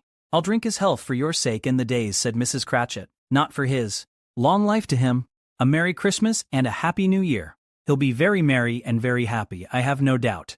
The children drank the toast after her. It was the first of their proceedings which had no heartiness. Tiny Tim drank it last of all, but he didn't care 2 pence for it. Scrooge was the ogre of the family. The mention of his name cast a dark shadow on the party, which was not dispelled for full 5 minutes. After it had passed away, they were 10 times merrier than before, from the mere relief of Scrooge the Baleful being done with. Bob Cratchit told them how he had a situation in his eye for Master Peter, which would bring in, if obtained, full 5 and 6 pence weekly. The 2 young Cratchits laughed tremendously at the idea of Peter's being a man of business, and Peter himself looked thoughtfully at the fire from between his collars, as if he were deliberating what particular investments he should favor when he came into the receipt of that bewildering income. Martha, who was a poor apprentice at a milliner's, then told them what kind of work she had to do, and how many hours she worked at a stretch, and how she meant to lie abed tomorrow morning for a good long rest, tomorrow being a holiday she passed at home. Also how she had seen a countess and a lord some days before, and how the lord was much about as tall as Peter, at which Peter pulled up his collar so high that you couldn't have seen his head if you had been there. All this time the chestnuts in the jug went round and by they had a song about a lost child traveling in the snow, from Tiny Tim, who had a plaintive little voice, and sang it very well indeed. There was nothing of high mark in this. They were not a handsome family. They were not well dressed. Their shoes were far from being waterproof. Their clothes were scanty. and Peter might have known, and very likely did, the inside of a pawnbroker's. But they were happy, grateful, pleased with one another, and contented with the time. And when they faded, and looked happier yet in the bright sprinklings of the Spirit's torch at parting, Scrooge had his eye upon them, and especially on Tiny Tim, until the last. By this time it was getting dark, and snowing pretty heavily, and as Scrooge and the Spirit went along the streets, the brightness of the roaring fires in kitchens, parlors, and all sorts of rooms was wonderful. Here, the flickering of the blaze showed preparations for a cozy dinner, with hot plates baking through and through before the fire, and deep red curtains ready to be drawn to shut out cold and darkness. There all the children of the house were running out into the snow to meet their married sisters, brothers, cousins, uncles, aunts, and be the first to greet them. Here again were shadows on the window blind of guests assembling, and there a group of handsome girls, all hooded and fur-booted and all chattering at once, tripped lightly off to some near neighbor's house, where woe upon the single man who saw them enter, artful witches, well they knew it, in a glow. But, if you had judged from the numbers of people on their way to friendly gatherings, you might have thought that no one was at home to give them welcome when they got there, instead of every house expecting company, and piling up its fires half chimney high. Blessings on it, how the ghost exulted! How it bared its breadth of breast, and opened its capacious palm, and floated on, outpouring with a generous hand, its bright and harmless mirth, on everything within its reach. The very lamplighter who ran on before, dotting the dusky street with specks of light, and who was dressed to spend the evening somewhere, laughed out loudly as the Spirit passed, though little kenned the lamplighter that he had any company but Christmas. And now, without a word of warning from the ghost, they stood upon a bleak and desert moor, where monstrous masses of rude stone were cast about, as though it were the burial place of giants, and water spread itself wheresoever it listed, or would have done so, but for the frost that held it prisoner, and nothing grew but moss and furze and coarse rank grass. Down in the west the setting sun had left a streak of fiery red, which glared upon the desolation for an instant, like a sullen eye, and frowning lower yet, was lost in the thick gloom of darkest night. "What place is this?" asked Scrooge. "A place where miners live, who labor in the bowels of the earth," returned the Spirit. "But they know me. See?" A light shone from the window of a hut, and swiftly they advanced towards it. Passing through the wall of mud and stone, they found a cheerful company assembled round a glowing fire. An old man and woman, with their children and their children's children, and another generation beyond that, all decked out gaily in their holiday attire. The old man, in a voice that seldom rose above the howling of the wind upon the barren waste, was singing them a Christmas song. It had been a very old song when he was a boy, and from time to time they all joined in the chorus. So surely as they raised their voices, the old man got quite blithe and loud, and so surely as they stopped, his vigor sank again. The Spirit did not tarry here, but bade Scrooge hold his robe, and passing on above the moor, sped whither? Not to see? To see. To Scrooge's horror, looking back, he saw the last of the land, a frightful range of rocks behind them, and his ears were deafened by the thundering of water, as it rolled and roared and raged among the dreadful caverns it had worn, and fiercely tried to undermine the earth. Built upon a dismal reef of sunken rocks, some league or so from shore, on which the waters chafed and dashed the wild year through, there stood a solitary lighthouse. Great heaps of seaweed clung to its base, and storm-birds dashed born of the wind, one might suppose, as seaweed of the water rose and fell about it, like the waves they skimmed. But even here, two men who watched the light had made a fire, that through the loophole in the thick stone wall shed out a ray of brightness on the awful sea. Joining their horny hands over the rough table at which they sat, they wished each other Merry Christmas in their can of grog. And one of them, the elder too, with his face all damaged and scarred with hard weather, as the figurehead of an old ship might be, struck up a sturdy song that was like a gale in itself. Again the ghost sped on, above the black and heaving sea on until, being far away, as he told Scrooge, from any shore, they lighted on a ship. They stood beside the helmsman at the wheel, the lookout in the bow, the officers who had the watch, dark, ghostly figures in their several stations. But every man among them hummed a Christmas tune, or had a Christmas thought, or spoke below his breath to his companion of some bygone Christmas day, with homeward hopes belonging to it. And every man on board, waking or sleeping, good or bad, had had a kinder word for another on that day than on any day in the year, and had shared to some extent in its festivities, and had remembered those he cared for at a distance, and had known that they delighted to remember him. It was a great surprise to Scrooge, while listening to the moaning of the wind, and thinking what a solemn thing it was to move on through the lonely darkness over an unknown abyss, whose depths were secrets as profound as death. It was a great surprise to Scrooge, while thus engaged, to hear a hearty laugh. It was a much greater surprise to Scrooge to recognize it as his own nephew's, and to find himself in a bright, dry, gleaming room, with the spirit standing smiling by his side and looking at that same nephew with approving affability. "Ha ha!" laughed Scrooge's nephew. "Ha ha ha! If you should happen, by any unlikely chance, to know a man more blessed in a laugh than Scrooge's nephew, all I can say is, I should like to know him too. Introduce him to me, and I'll cultivate his acquaintance. It is a fair, even-handed, noble adjustment of things that, while there is infection and disease and sorrow, there is nothing in the world so irresistibly contagious as laughter and good humor." When Scrooge's nephew laughed in this way, holding his sides, rolling his head, and twisting his face into the most extravagant contortions, Scrooge's niece, by marriage, laughed as heartily as he, and their assembled friends, being not a bit behindhand, roared out lustily. "Ha ha! Ha ha ha! He said that Christmas was a humbug, as I live," cried Scrooge's nephew. "He believed it too." "More shame for him, Fred," said Scrooge's niece indignantly. "Bless those women. They never do anything by halves. They are always in earnest." She was very pretty, exceedingly pretty, with a dimpled, surprised-looking, capital face, a ripe little mouth that seemed made to be kissed, as no doubt it was, all kinds of good little dots about her chin that melted into one another when she laughed, and the sunniest pair of eyes you ever saw in any little creature's head. Altogether, she was what you would have called provoking, but satisfactory, too. Oh, perfectly satisfactory. "He's a comical old fellow," said Scrooge's nephew. "That's the truth, and not so pleasant as he might be. However, his offenses carry their own punishment, and I have nothing to say against him." "I'm sure he is very rich, Fred," hinted Scrooge's niece. "At least you always tell me so." "What of that, my dear?" said Scrooge's nephew. "His wealth is of no use to him. He don't do any good with it. He don't make himself comfortable with it. He hasn't the satisfaction of thinking, ha ha ha, that he is ever going to benefit us with it." "I have no patience with him," observed Scrooge's niece. Scrooge's niece's sisters and all the other ladies expressed the same opinion. "Oh, I have," said Scrooge's nephew. "I am sorry for him. I couldn't be angry with him if I tried. Who suffers by his ill whims? Himself. Always. Here, he takes it into his head to dislike us, and he won't come and dine with us. What's the consequence? He don't lose much of a dinner." "Indeed, I think he loses a very good dinner," interrupted Scrooge's niece. Everybody else said the same, and they must be allowed to have been competent judges, because they had just had dinner, and, with the dessert upon the table, were clustered round the fire by lamplight. "Well, I'm very glad to hear it," said Scrooge's nephew, "because I haven't great faith in these young housekeepers. What do you say, Topper?"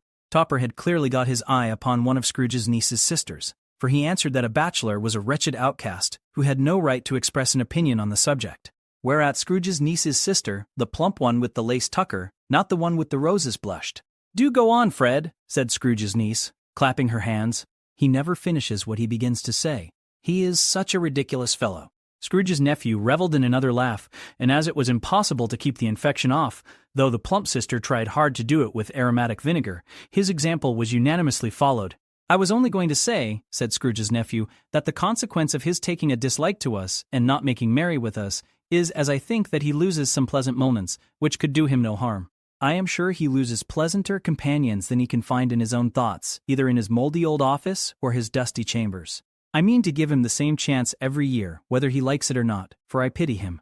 He may rail at Christmas till he dies, but he can't help thinking better of it. I defy him, if he finds me going there, in good temper year after year, and saying, 'Uncle Scrooge, how are you?' If it only puts him in the vein to leave his poor clerk £50, that's something, and I think I shook him yesterday."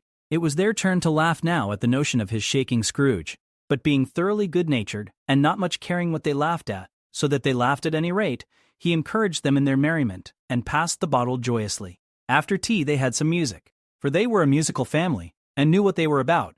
When they sung a glee or catch, I can assure you, especially Topper, who could growl away in the bass like a good one, and never swell the large veins in his forehead, or get red in the face over it.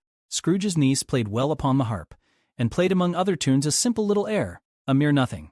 You might learn to whistle it in 2 minutes, which had been familiar to the child who fetched Scrooge from the boarding school, as he had been reminded by the ghost of Christmas past. When this strain of music sounded, all the things that Ghost had shown him came upon his mind. He softened more and more, and thought that if he could have listened to it often, years ago, he might have cultivated the kindnesses of life for his own happiness with his own hands, without resorting to the sexton's spade that buried Jacob Marley. But they didn't devote the whole evening to music. After a while they played at forfeits, for it is good to be children sometimes, and never better than at Christmas, when its mighty founder was a child himself. Stop. There was first a game at Blind Man's Buff. Of course there was. And I no more believe Topper was really blind than I believe he had eyes in his boots. My opinion is that it was a done thing between him and Scrooge's nephew, and that the ghost of Christmas Present knew it. The way he went after that plump sister in the lace tucker was an outrage on the credulity of human nature. Knocking down the fire irons, tumbling over the chairs, bumping against the piano, smothering himself among the curtains. Wherever she went, there went he. He always knew where the plump sister was. He wouldn't catch anybody else. If you had fallen up against him, as some of them did, on purpose, he would have made a feint of endeavoring to seize you, which would have been an affront to your understanding, and would instantly have sidled off in the direction of the plump sister. She often cried out that it wasn't fair, and it really was not.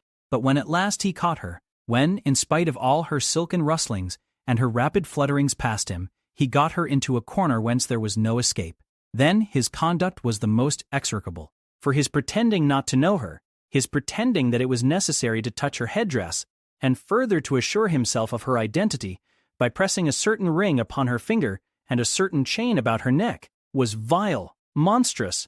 No doubt she told him her opinion of it when, another blind man being in office, they were so very confidential together, behind the curtains. Scrooge's niece was not one of the blind man's buff party, but was made comfortable with a large chair and a footstool, in a snug corner, where the ghost and Scrooge were close behind her.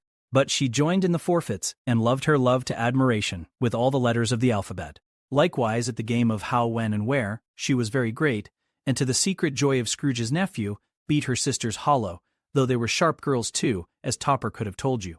There might have been 20 people there, young and old, but they all played, and so did Scrooge, for wholly forgetting, in the interest he had in what was going on, that his voice made no sound in their ears. He sometimes came out with his guess quite loud, and very often guessed quite right too, for the sharpest needle, best Whitechapel, warranted not to cut in the eye, was not sharper than Scrooge. Blunt, as he took it in his head to be, the ghost was greatly pleased to find him in this mood, and looked upon him with such favor that he begged like a boy to be allowed to stay until the guests departed. But this, the spirit said, could not be done. Here is a new game, said Scrooge. 1/2 hour, spirit, only one. It was a game called Yes and No, where Scrooge's nephew had to think of something, and the rest must find out what, he only answering to their questions yes or no as the case was. The brisk fire of questioning to which he was exposed elicited from him that he was thinking of an animal, a live animal, rather a disagreeable animal, a savage animal, an animal that growled and grunted sometimes, and talked sometimes, and lived in London, and walked about the streets, and wasn't made a show of, and wasn't led by anybody, and didn't live in a menagerie, and was never killed in a market, and was not a horse, or an ass, or a cow, or a bull, or a tiger, or a bull, or a tiger, a bear. At every fresh question that was put to him, this nephew burst into a fresh roar of laughter, and was so inexpressibly tickled that he was obliged to get up off the sofa and stamp. At last, the plump sister, falling into a similar state, cried out, I have found it out. I know what it is, Fred. I know what it is. What is it? Cried Fred. It's your Uncle Scrow Moy, which it certainly was. Admiration was the universal sentiment, though some objected that the reply to, is it a bear, ought to have been yes, inasmuch as an answer in the negative was sufficient to have diverted their thoughts from Mr. Scrooge, supposing they had ever had any tendency that way. He has given us plenty of merriment, I am sure, said Fred, and it would be ungrateful not to drink his health. Here is a glass of mulled wine ready to our hand at the moment, and I say, Uncle Scrooge. Well, Uncle Scrooge, they cried. A Merry Christmas and a Happy New Year to the old man, whatever he is, said Scrooge's nephew. He wouldn't take it from me, but may he have it, nevertheless. Uncle Scrooge. Uncle Scrooge had imperceptibly become so gay and light of heart that he would have pledged the unconscious company in return, and thanked them in an inaudible speech if the ghost had given him time. But the whole scene passed off in the breath of the last words spoken by his nephew, and he and the spirit were again upon their travels. Much they saw, and far they went, and many homes they visited, but always with a happy end. The spirit stood beside sick beds, and they were cheerful. On foreign lands, and they were close at home. By struggling men, and they were patient in their greater hope. By poverty, and it was rich. In almshouse, hospital, and jail, in misery's every refuge, where vain man, in his little brief authority, had not made fast the door, and barred the spirit out, he left his blessing, and taught Scrooge his precepts. It was a long night, if it were only a night, but Scrooge had his doubts of this, because the Christmas holidays appeared to be condensed into the space of time they passed together. It was strange, too, that while Scrooge remained unaltered in his outward form, The ghost grew older. Clearly older. Scrooge had observed this change, but never spoke of it until they left a children's 12th night party, when, looking at the spirit as they stood together in an open place, he noticed that its hair was gray. "Are spirits' lives so short?" asked Scrooge. "My life upon this globe is very brief," replied the ghost. "It ends tonight." "Tonight," cried Scrooge. "Tonight at midnight. Hark! The time is drawing near." The chimes were ringing the 11:15 at that moment. "Forgive me if I am not justified in what I ask," said Scrooge, looking intently at the spirit's robe, "but I see something strange, and not belonging to yourself, protruding from your skirts. Is it a foot or a claw?" "It might be a claw, for the flesh there is upon it," was the spirit's sorrowful reply. "Look here." From the foldings of its robe it brought 2 children, wretched, abject, frightful, hideous, miserable. They knelt down at its feet and clung upon the outside of its garment. "Oh, man! Look here! Look! Look down here!" exclaimed the ghost. They were a boy and girl, yellow, meager, ragged, scowling, wolfish, but prostrate too, in their humility. Where graceful youth should have filled their features out and touched them with its freshest tints, a stale and shriveled hand, like that of age, had pinched and twisted them and pulled them into shreds. Where angels might have sat enthroned, devils lurked, and glared out menacing.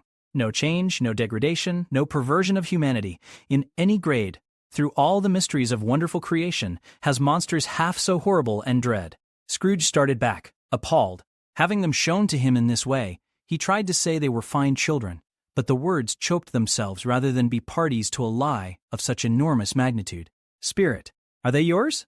Scrooge could say no more. "They are man's," said the spirit, looking down upon them. "And they cling to me, appealing from their fathers. This boy is ignorance. This girl is want. Beware them both, and all of their degree, but most of all beware this boy, for on his brow I see that written which is doom, unless the writing be erased." "Deny it," cried the spirit, stretching out its hand towards the city. "Slander those who tell it ye. Admit it for your factious purposes, and make it worse. And bide the end." "Have they no refuge or resource?" cried Scrooge. "Are there no prisons?" said the spirit, turning on him for the last time with his own words. "Are there no workhouses?" The bell struck 12. Scrooge looked about him for the ghost, and saw it not. As the last stroke ceased to vibrate, he remembered the prediction of old Jacob Marley, and lifting up his eyes, beheld a solemn phantom, draped and hooded, coming like a mist along the ground towards him. Stave 4, the last of the spirits. The phantom slowly, gravely, silently approached. When it came near him, Scrooge bent down upon his knee, for in the very air through which the spirit moved, it seemed to scatter gloom and mystery. It was shrouded in a deep black garment which concealed its head, its face, its form, and left nothing of it visible save one outstretched hand. But for this, it would have been difficult to detach its figure from the night, and separate it from the darkness by which it was surrounded.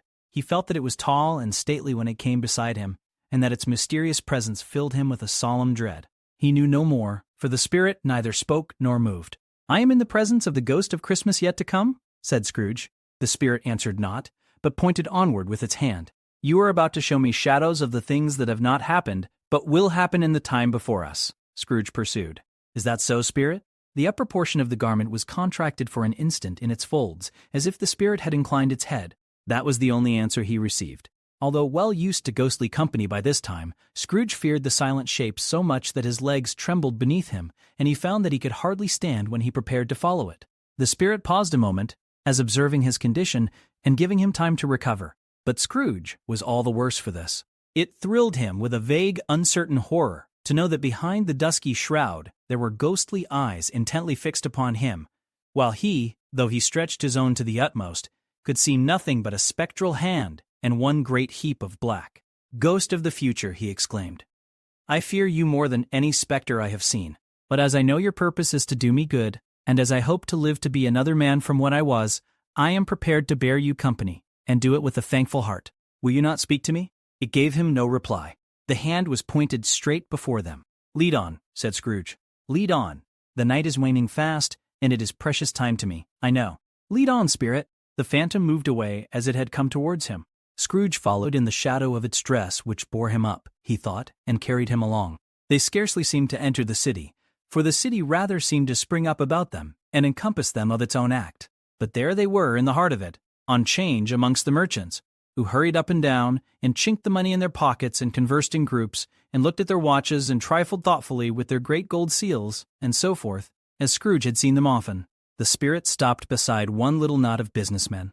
Observing that the hand was pointed to them, Scrooge advanced to listen to their talk.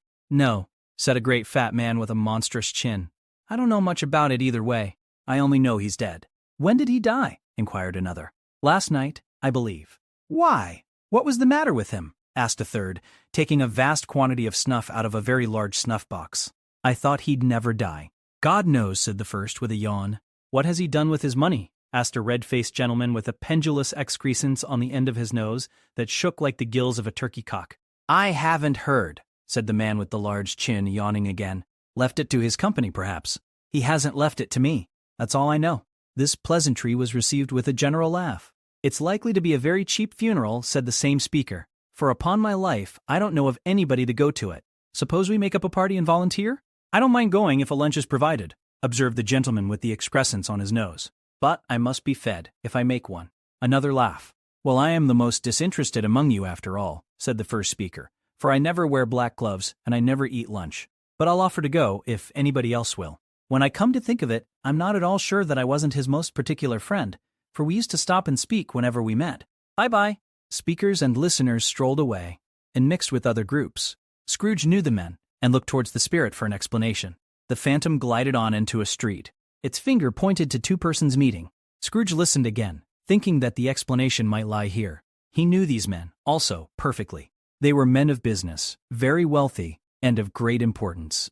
He had made a point always of standing well in their esteem, in a business point of view, that is, strictly in a business point of view. "How are you?" said one. "How are you?" returned the other. "Well," said the first, "Old Scratch has got his own at last, hey?" "So I am told," returned the second. "Cold, isn't it? Seasonable for Christmas time. You're not a skater, I suppose?" "No. No. Something else to think of. Good morning." Not another word. That was their meeting, their conversation, and their parting.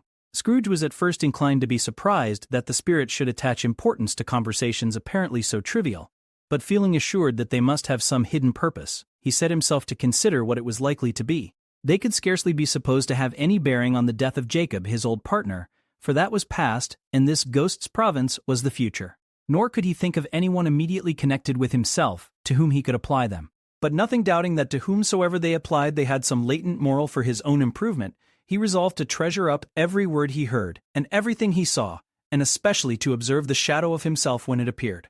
For he had an expectation that the conduct of his future self would give him the clue he missed, and would render the solution of these riddles easy. He looked about in that very place for his own image.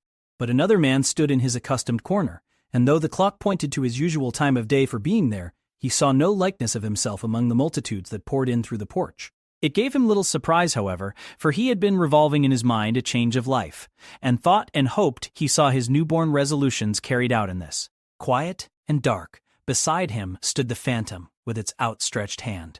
When he roused himself from his thoughtful quest, he fancied from the turn of the hand and its situation in reference to himself that the unseen eyes were looking at him keenly. It made him shudder and feel very cold.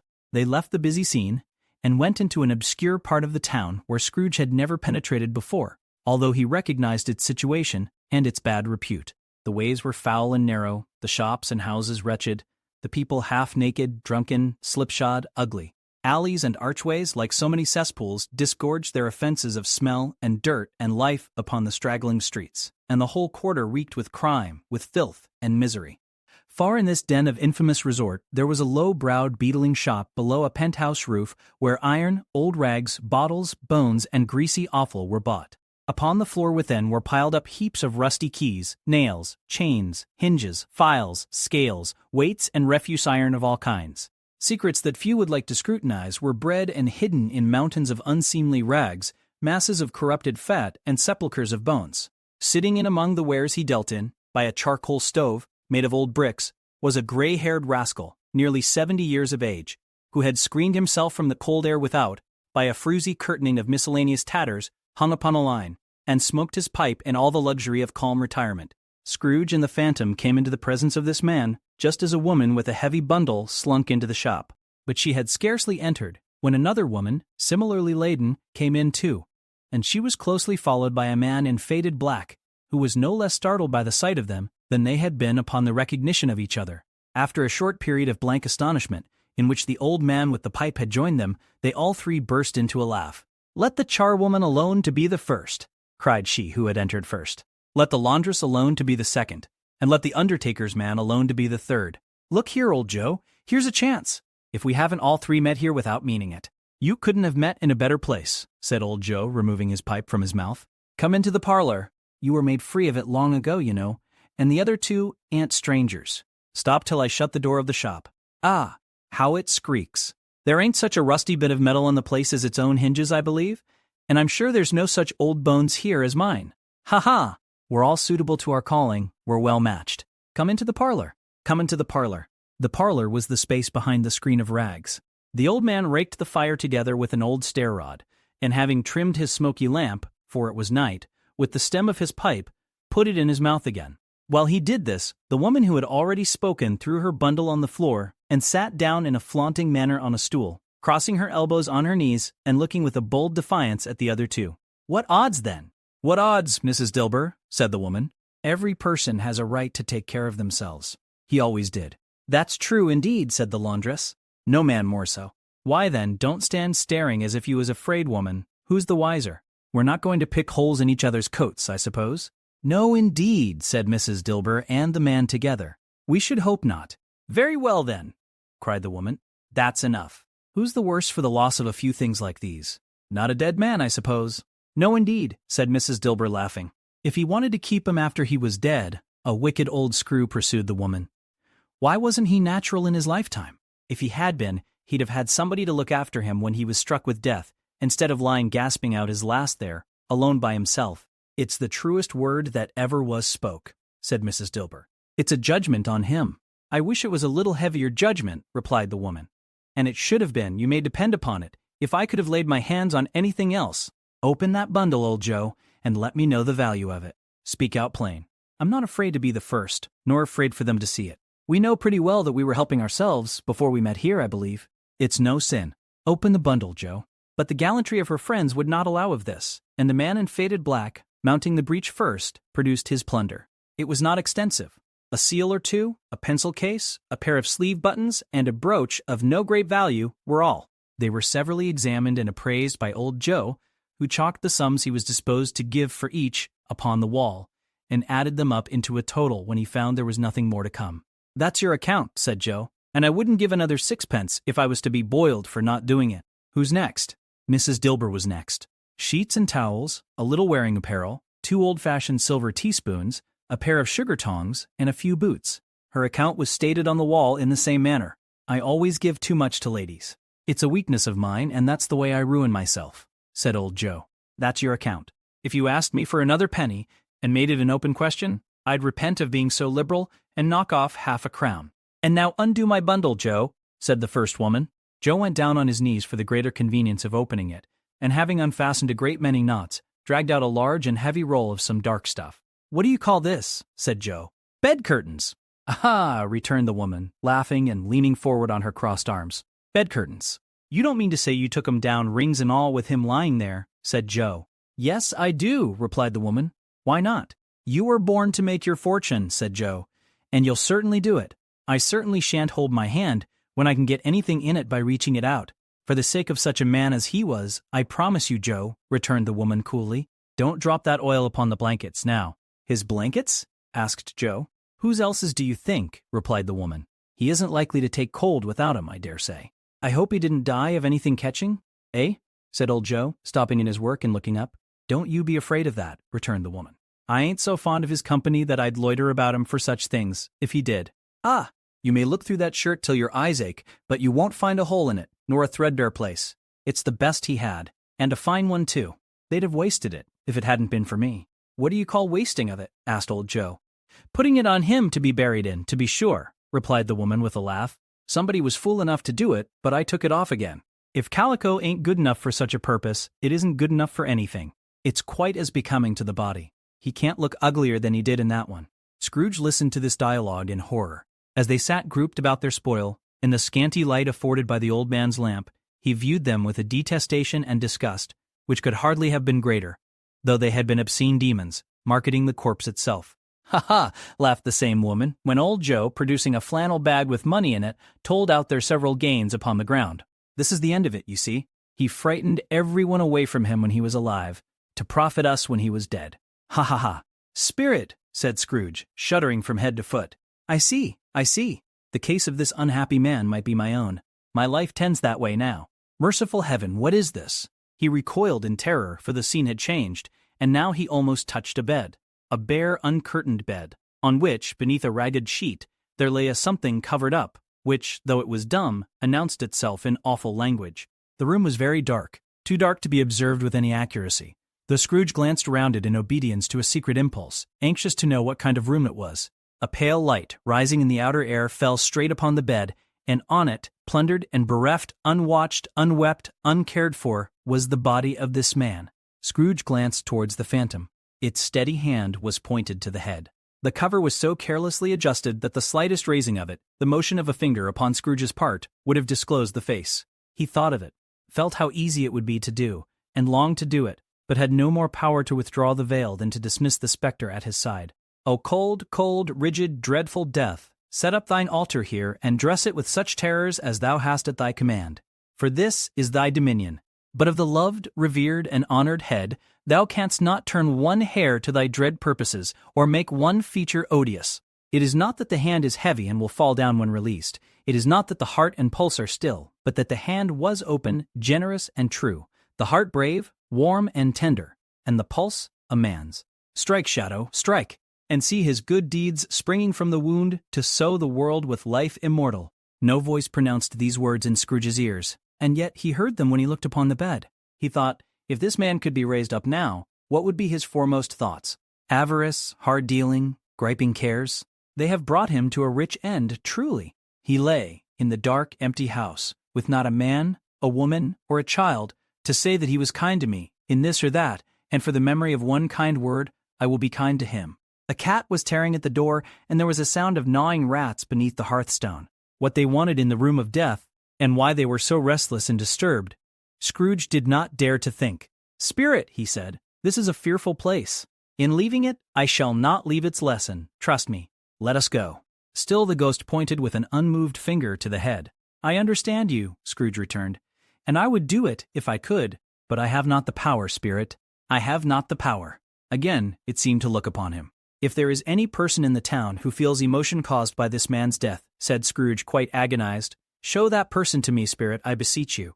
The phantom spread its dark robe before him for a moment, like a wing, and withdrawing it, revealed a room by daylight, where a mother and her children were. She was expecting someone, and with anxious eagerness, for she walked up and down the room, started at every sound, looked out from the window, glanced at the clock, tried, but in vain, to work with her needle, and could hardly bear the voices of the children in their play. At length the long-expected knock was heard. She hurried to the door and met her husband, a man whose face was careworn and depressed, though he was young. There was a remarkable expression in it now, a kind of serious delight of which he felt ashamed and which he struggled to repress. He sat down to the dinner that had been hoarding for him by the fire, and when she asked him faintly what news, which was not until after a long silence, he appeared embarrassed how to answer. Is it good, she said, or bad, to help him? Bad, he answered. We are quite ruined? No. There is hope yet, Caroline. If he relents, she said, amazed, there is. Nothing is past hope, if such a miracle has happened. He is past relenting, said her husband. He is dead.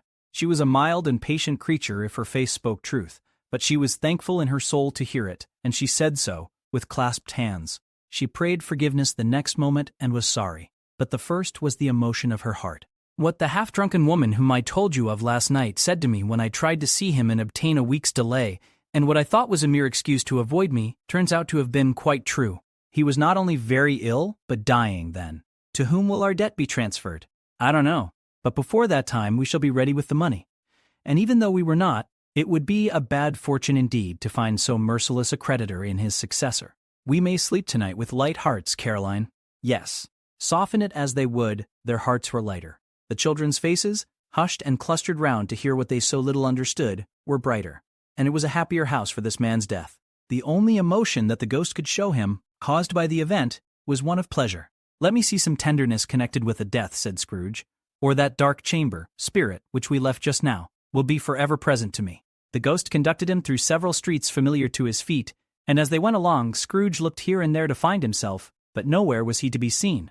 They entered poor Bob Cratchit's house, the dwelling he had visited before, and found the mother and the children seated round the fire. Quiet, very quiet.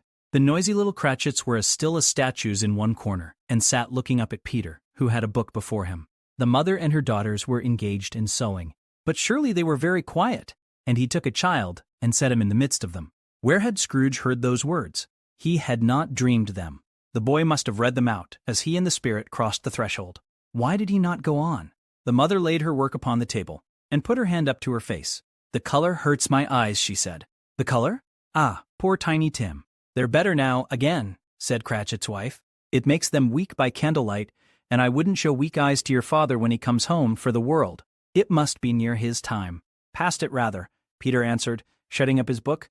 "But I think he has walked a little slower than he used these few last evenings, mother." They were very quiet again. At last she said, and in a steady, cheerful voice that only faltered once, "I have known him walk with Tiny Tim upon his shoulder, very fast indeed." "And so have I," cried Peter. "Often."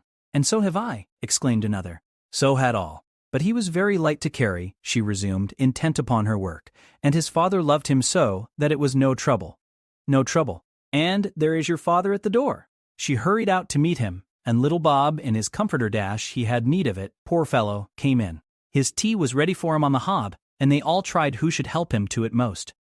Then the two young Cratchits got upon his knees and laid, each child a little cheek, against his face, as if they said, "Don't mind it, father. Don't be grieved." Bob was very cheerful with them, and spoke pleasantly to all the family. He looked at the work upon the table, and praised the industry and speed of Mrs. Cratchit and the girls. They would be done long before Sunday, he said. "Sunday? You went today then, Robert?" said his wife. "Yes, my dear," returned Bob. "I wish you could have gone. It would have done you good to see how green a place it is. But you'll see it often. I promised him that I would walk there on a Sunday." "My little child," cried Bob. "My little child."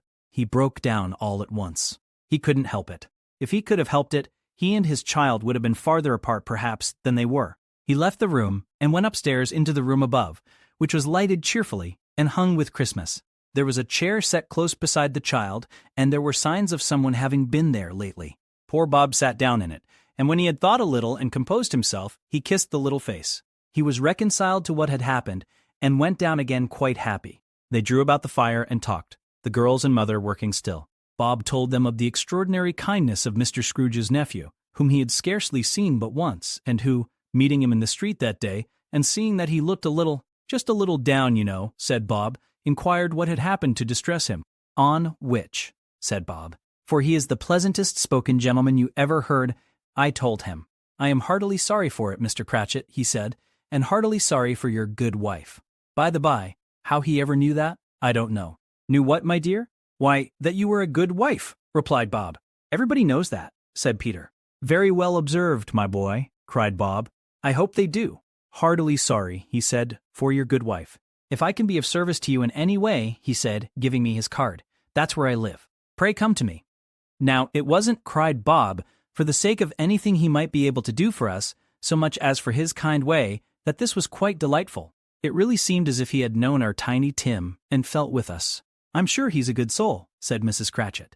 "You would be surer of it, my dear," returned Bob, "if you saw and spoke to him. I shouldn't be at all surprised, mark what I say, if he got Peter a better situation." "Only hear that, Peter," said Mrs. Cratchit. "And then," cried one of the girls, "Peter will be keeping company with someone, and setting up for himself." "Get along with you," retorted Peter, grinning. "It's just as likely as not," said Bob. "One of these days, though there's plenty of time for that, my dear. But however and whenever we part from one another, I am sure we shall none of us forget poor Tiny Tim, shall we? Or this first parting that there was among us." "Never, father," cried they all. "And I know," said Bob, "I know, my dears, that when we recollect how patient and how mild he was, although he was a little child, we shall not quarrel easily among ourselves and forget poor Tiny Tim in doing it." "No, never, father," they all cried again. "I am very happy," said little Bob. "I am very happy." Mrs. Cratchit kissed him, his daughters kissed him, the two young Cratchits kissed him, and Peter and himself shook hands. "Spirit of Tiny Tim, thy childish essence was from God." "Spectre," said Scrooge, "something informs me that our parting moment is at hand. I know it, but I know not how. Tell me what man that was whom we saw lying dead." The ghost of Christmas yet to come conveyed him, as before, though at a different time, he thought, Indeed, there seemed no order in these latter visions, save that they were in the future, into the resorts of businessmen, but showed him not himself. Indeed, the spirit did not stay for anything, but went straight on, as to the end just now desired, until besought by Scrooge to tarry for a moment. "This court," said Scrooge, "through which we hurry now, is where my place of occupation is, and has been for a length of time. I see the house. Let me behold what I shall be in days to come." The spirit stopped. The hand was pointed elsewhere. "The house is yonder," Scrooge exclaimed. "Why do you point away?" The inexorable finger underwent no change. Scrooge hastened to the window of his office and looked in. It was an office still, but not his. The furniture was not the same, and the figure in the chair was not himself. The phantom pointed as before. He joined it once again, and wondering why and whither he had gone, accompanied it until they reached an iron gate. He paused to look round before entering. A churchyard. Here then, the wretched man whose name he had now to learn lay underneath the ground. It was a worthy place. Walled in by houses, overrun by grass and weeds, the growth of vegetation's death, not life. Choked up with too much burying, fat with repleted appetite. A worthy place. The spirit stood among the graves and pointed down to one. He advanced towards it trembling. The phantom was exactly as it had been, but he dreaded that he saw new meaning in its solemn shape. "Before I draw nearer to that stone to which you point," said Scrooge, "answer me one question. Are these the shadows of the things that will be, or are they shadows of things that may be only?" Still the ghost pointed downward to the grave by which it stood. "Men's courses will foreshadow certain ends, to which, if persevered in, they must lead," said Scrooge. "But if the courses be departed from, the ends will change. Say it is thus with what you show me." The spirit was immovable as ever. Scrooge crept towards it trembling as he went, and following the finger, read upon the stone of the neglected grave his own name, Ebenezer Scrooge. "Am I that man who lay upon the bed?" he cried, upon his knees. The finger pointed from the grave to him, and back again. "No, spirit! Oh, no, no." The finger still was there. "Spirit!" he cried, tight clutching at its robe. "Hear me! I am not the man I was. I will not be the man I must have been but for this intercourse. Why show me this, if I am past all hope?" For the first time the hand appeared to shake. "Good spirit," he pursued, as down upon the ground he fell before it. "Your nature intercedes for me, and pities me. Assure me that I yet may change these shadows you have shown me by an altered life." The kind hand trembled. "I will honor Christmas in my heart, and try to keep it all the year. I will live in the past, the present, and the future. The spirits of all three shall strive within me. I will not shut out the lessons that they teach. Oh, tell me I may sponge away the writing on this stone." In his agony, he caught the spectral hand. It sought to free itself, but he was strong in his entreaty, and detained it. The spirit, stronger yet, repulsed him. Holding up his hands in a last prayer to have his fate reversed, he saw an alteration in the phantom's hood and dress. It shrunk, collapsed, and dwindled down into a bedpost. Stave 5, the end of it. Yes! And the bedpost was his own. The bed was his own. The room was his own. Best and happiest of all, the time before him was his own, to make amends in. "I will live in the past, the present, and the future," Scrooge repeated, as he scrambled out of bed. "The spirits of all three shall strive within me. Oh, Jacob Marley! Heaven, and the Christmas time be praised for this. I say it on my knees, old Jacob, on my knees." He was so fluttered and so glowing with his good intentions that his broken voice would scarcely answer to his call. He had been sobbing violently in his conflict with the spirit, and his face was wet with tears. "They are not torn down," cried Scrooge, folding one of his bed curtains in his arms. "They are not torn down, rings and all. They are here, I am here. The shadows of the things that would have been may be dispelled. They will be. I know they will." His hands were busy with his garments all this time, turning them inside out, putting them on upside down, tearing them, mislaying them, making them parties to every kind of extravagance. "I don't know what to do," cried Scrooge, laughing and crying in the same breath, and making a perfect laocoon of himself with his stockings. "I am as light as a feather. I am as happy as an angel. I am as merry as a schoolboy. I am as giddy as a drunken man. A Merry Christmas to everybody. A Happy New Year to all the world. Hello here. Whoop! Hello." He had frisked into the sitting room and was now standing there, perfectly winded. "There's the saucepan that the gruel was in," cried Scrooge, starting off again, and going round the fireplace. "There's the door by which the ghost of Jacob Marley entered. There's the corner where the ghost of Christmas Present sat. There's the window where I saw the wandering spirits. It's all right, it's all true, it all happened. Ha ha ha!" Really, for a man who had been out of practice for so many years, it was a splendid laugh, a most illustrious laugh. The father of a long, long line of brilliant laughs. I don't know what day of the month it is, said Scrooge. I don't know how long I've been among the spirits. I don't know anything. I'm quite a baby. Never mind. I don't care. I'd rather be a baby. Hello. Whoop. Hello here. He was checked in his transports by the churches ringing out the lustiest peals he had ever heard. Clash, clang, hammer, ding-dong, bell. Bell, dong, ding, hammer, clang, clash. Oh, glorious, glorious! Running to the window, he opened it and put out his head. No fog, no mist. Clear, bright, jovial, stirring cold. Cold piping for the blood to dance to. Golden sunlight, heavenly sky, sweet fresh air. Merry bells. Oh, glorious! Glorious! What's today? Cried Scrooge, calling downward to a boy in Sunday clothes, who perhaps had loitered in to look about him. Eh? Returned the boy, with all his might of wonder. What's today, my fine fellow? Said Scrooge. Today, replied the boy. Why, Christmas Day. It's Christmas Day, said Scrooge to himself. I haven't missed it. The spirits have done it all in one night. They can do anything they like. Of course they can. Of course they can. Hello, my fine fellow. Hello, returned the boy. Do you know the poulterers in the next street but one, at the corner? Scrooge inquired. I should hope I did, replied the lad. An intelligent boy, said Scrooge. A remarkable boy. Do you know whether they've sold the prize turkey that was hanging up there? Not the little prize turkey, the big one. What, the one as big as me? Returned the boy. What a delightful boy, said Scrooge. It's a pleasure to talk to him. Yes, my buck. It's hanging there now, replied the boy. Is it? Said Scrooge. Go and buy it. Walker! Exclaimed the boy. No, no, said Scrooge. I am in earnest. Go and buy it, and tell him to bring it here, that I may give them the direction where to take it. Come back with the man, and I'll give you a shilling. Come back with him in less than 5 minutes, and I'll give you half a crown. The boy was off like a shot. He must have had a steady hand at a trigger who could have got a shot off half so fast. I'll send it to Bob Cratchit's, whispered Scrooge, rubbing his hands, and splitting with a laugh. He shan't know who sends it. It's twice the size of Tiny Tim. Joe Miller never made such a joke as sending it to Bob's will be. The hand in which he wrote the address was not a steady one, but write it he did, somehow, and went downstairs to open the street door, ready for the coming of the poulterer's man. As he stood there, waiting his arrival, the knocker caught his eye. I shall love it as long as I live, cried Scrooge, patting it with his hand. I scarcely ever looked at it before. What an honest expression it has in its face. It's a wonderful knocker. Here's the turkey. Hello. Whoop. How are you? Merry Christmas. It was a turkey. He never could have stood upon his legs, that bird. He would have snapped him short off in a minute like sticks of sealing wax. Why, it's impossible to carry that to Camden Town, said Scrooge. You must have a cab. The chuckle with which he said this, and the chuckle with which he paid for the turkey, and the chuckle with which he paid for the cab, and the chuckle with which he recompensed the boy, were only to be exceeded by the chuckle with which he sat down breathless in his chair again, and chuckled till he cried. Shaving was not an easy task, for his hand continued to shake very much, and shaving requires attention even when you don't dance while you are at it. But if he had cut the end of his nose off, he would have put a piece of sticking plaster over it and been quite satisfied. He dressed himself all in his best, and at last got out into the streets.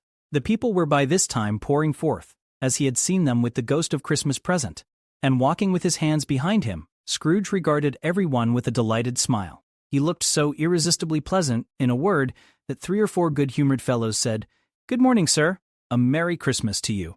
And Scrooge said, often afterwards, that of all the blithe sounds he had ever heard, those were the blithest in his ears. He had not gone far, when coming on towards him he beheld the portly gentleman who had walked into his counting-house the day before, and said, Scrooge and Marley's, I believe? It sent a pang across his heart to think how this old gentleman would look upon him when they met, but he knew what path lay straight before him, and he took it. My dear sir, said Scrooge, quickening his pace, and taking the old gentleman by both his hands, how do you do? I hope you succeeded yesterday. It was very kind of you. A Merry Christmas to you, sir. Mr. Scrooge? Yes, said Scrooge. That is my name, and I fear it may not be pleasant to you. Allow me to ask your pardon. And, will you have the goodness? Here Scrooge whispered in his ear. Lord bless me, cried the gentleman, as if his breath were taken away. My dear Mr. Scrooge, are you serious? If you please, said Scrooge, not a farthing less. A great many back payments are included in it, I assure you. Will you do me that favor? My dear sir, said the other, shaking hands with him. I don't know what to say to such munifying iniquity. Don't say anything, please, retorted Scrooge. Come and see me. Will you come and see me? I will, cried the old gentleman, and it was clear he meant to do it. Thank ye, said Scrooge. I am much obliged to you. I thank you 50 times. Bless you. He went to church, and walked about the streets, and watched the people hurrying to and fro, and patted children on the head, and questioned beggars, and looked down into the kitchens of houses and up to the windows, and found that everything could yield him pleasure. He had never dreamed that any walk, that anything could give him so much happiness. In the afternoon, he turned his steps towards his nephew's house. He passed the door a dozen times before he had the courage to go up and knock, but he made a dash and did it. "Is your master at home, my dear?" said Scrooge to the girl. "Nice girl. Very. Yes, sir." "Where is he, my love?" said Scrooge. "He's in the dining room, sir, along with mistress. I'll show you upstairs, if you please." "Thankee." "He knows me," said Scrooge, with his hand already on the dining room lock. "I'll go in here, my dear." He turned it gently and sidled his face in round the door. They were looking at the table, which was spread out in great array, for these young housekeepers are always nervous on such points, and like to see that everything is right. "Fred," said Scrooge. Dear heart alive, how his niece by marriage started. Scrooge had forgotten for the moment about her sitting in the corner with the footstool, or he wouldn't have done it, on any account. "Why, bless my soul," cried Fred. "Who's that?" "It's I, your Uncle Scrooge. I have come to dinner. Will you let me in, Fred?" "Let him in." It is a mercy he didn't shake his arm off. He was at home in 5 minutes. Nothing could be heartier. His niece looked just the same. So did Topper when he came. So did the plump sister when she came. So did everyone when they came. Wonderful party, wonderful games, wonderful unanimity, wonderful happiness. But he was early at the office next morning. Oh, he was early there. If he could only be there first and catch Bob Cratchit coming late. That was the thing he had set his heart upon. And he did it. Yes, he did. The clock struck 9. No Bob. 1/4 past. No Bob. He was full 18 minutes and a half behind his time. Scrooge sat with his door wide open that he might see him come into the tank. His hat was off before he opened the door, his comforter too.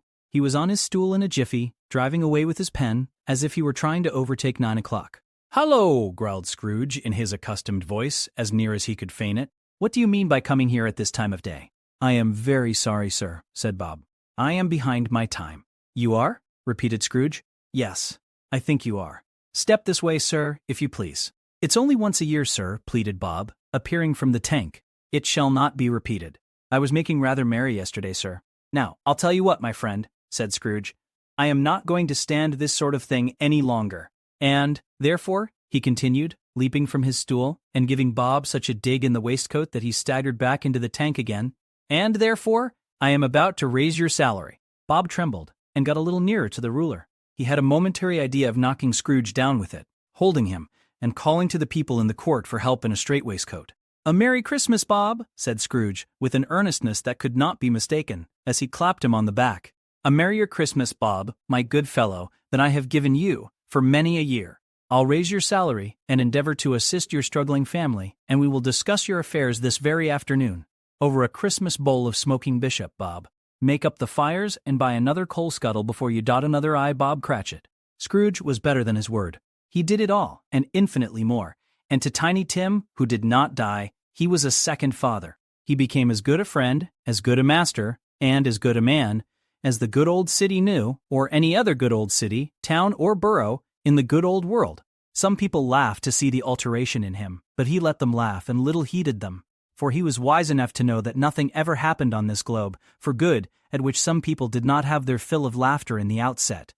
And knowing that such as these would be blind anyway, he thought it quite as well that they should wrinkle up their eyes in grins, as have the malady in less attractive forms. His own heart laughed, and that was quite enough for him. He had no further intercourse with spirits, but lived upon the total abstinence principle ever afterwards.